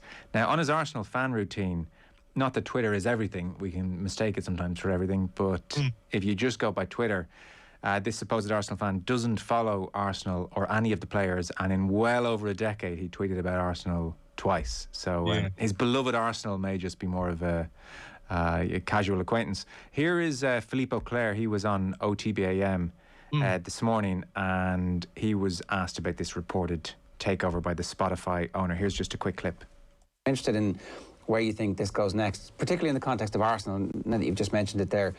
The fact that 3 legendary players are coming out to support the potential takeover by the creator of Spotify from the Kroenkes suggests that football has not learned any lessons. Like what the Arsenal fans and the Arsenal legends want is just a slightly better class of billionaire, a more acceptable billionaire. Well, you say that. I don't think that Mr. Eck is more acceptable than Kroenke at all. Well, I don't think so. I think he's an even worse example of late-stage capitalism than Kroenke. Kroenke is almost an old-style capitalist. We know exactly what we get with Kroenke. With Eck, we get as well the complete, the puff, of a cool brand, but which is even more exploitative than Kroenke's operations. So I speak here as a journalist, as an Arsenal fan, and as a musician. So I think, yes, we've reached quite a point in the development of football. If people could see that, and by the way, the money would probably not be his, but he would raise the money through some kind of investment fund. The same way the Glazers did. Yeah, exactly. To be honest, that's exactly what I think, and which is one of the. To be honest, I genuinely don't think it's going to happen. I genuinely don't think it's going to happen. The club is valued. His club is valued as something like 2 billion at the moment, which in the current circumstances, to be honest, you would have to be completely, utterly mad to invest in a football club that has, in terms of sporting terms, has gone down ever since Wenger. Well, I would say since the second decade of Arsene Wenger's reign, but which is now a mid-table club, which financially is going absolutely nowhere, which relies on gate receipts more than any other club in England. Not exactly one of the best characteristics at the moment, and we don't know what's around the corner either. Or rather, we have an idea that it might not come back to normal that quickly. That has fallen down the rich list of Deloitte's season after season and has now left the top 10. And you can carry on like that. I mean, to invest 2 million in that, well, I suppose if it's not your own money, if you and I could buy Arsenal without having to spend a penny, we probably would do it, wouldn't we? So that was Philippe on OTB AM this morning with Ger and Eoin. Your point ultimately, Andrew, is Cronkies are showing no signs of people who want to sell. And I mean, even if the protests become a weekly thing and it all gets very ugly and there's boycotting of games, I mean, is that any of that business on the cards, or is it hard to know? Well, it's hard to know. I don't think that will be the last protest. But look, Stan Kroenke moved the Rams from St. Louis to Los Angeles, which is the most hated man in that city, and he didn't care. No. He didn't care. So I don't quite know why this kind of protest would phase him. With regards to Daniel Ek thing, it's hard to really lend it any credibility until we hear a bit more about it. It could be a publicity stunt. I mean, I've heard Spotify mentioned more times in the last 24 hours as a result. That's it. I mean, it's certainly been great for Spotify, in terms of their PR and everything else. And when you get Dennis Bergkamp, Thierry Henry, Patrick Vieira supposedly involved in this, we don't quite know what roles they would have. What Arsenal fan isn't going to say, well, that sounds great. A, it's not Kroenke. B, we've got ex-players that we love involved, and C, it's not Kroenke. Yeah. But, that's the kind of surface level thought that this thing has been given. How does Daniel Ek raise the money for it? I mean, he's a rich enough guy, but to buy something from KSE that they don't want to sell, you're going to have to put all that money down. The valuation may well be £2 billion. What Stan Kroenke would be willing to sell it for is another matter entirely. OTB AM. With Gillette, put your best face forward with our new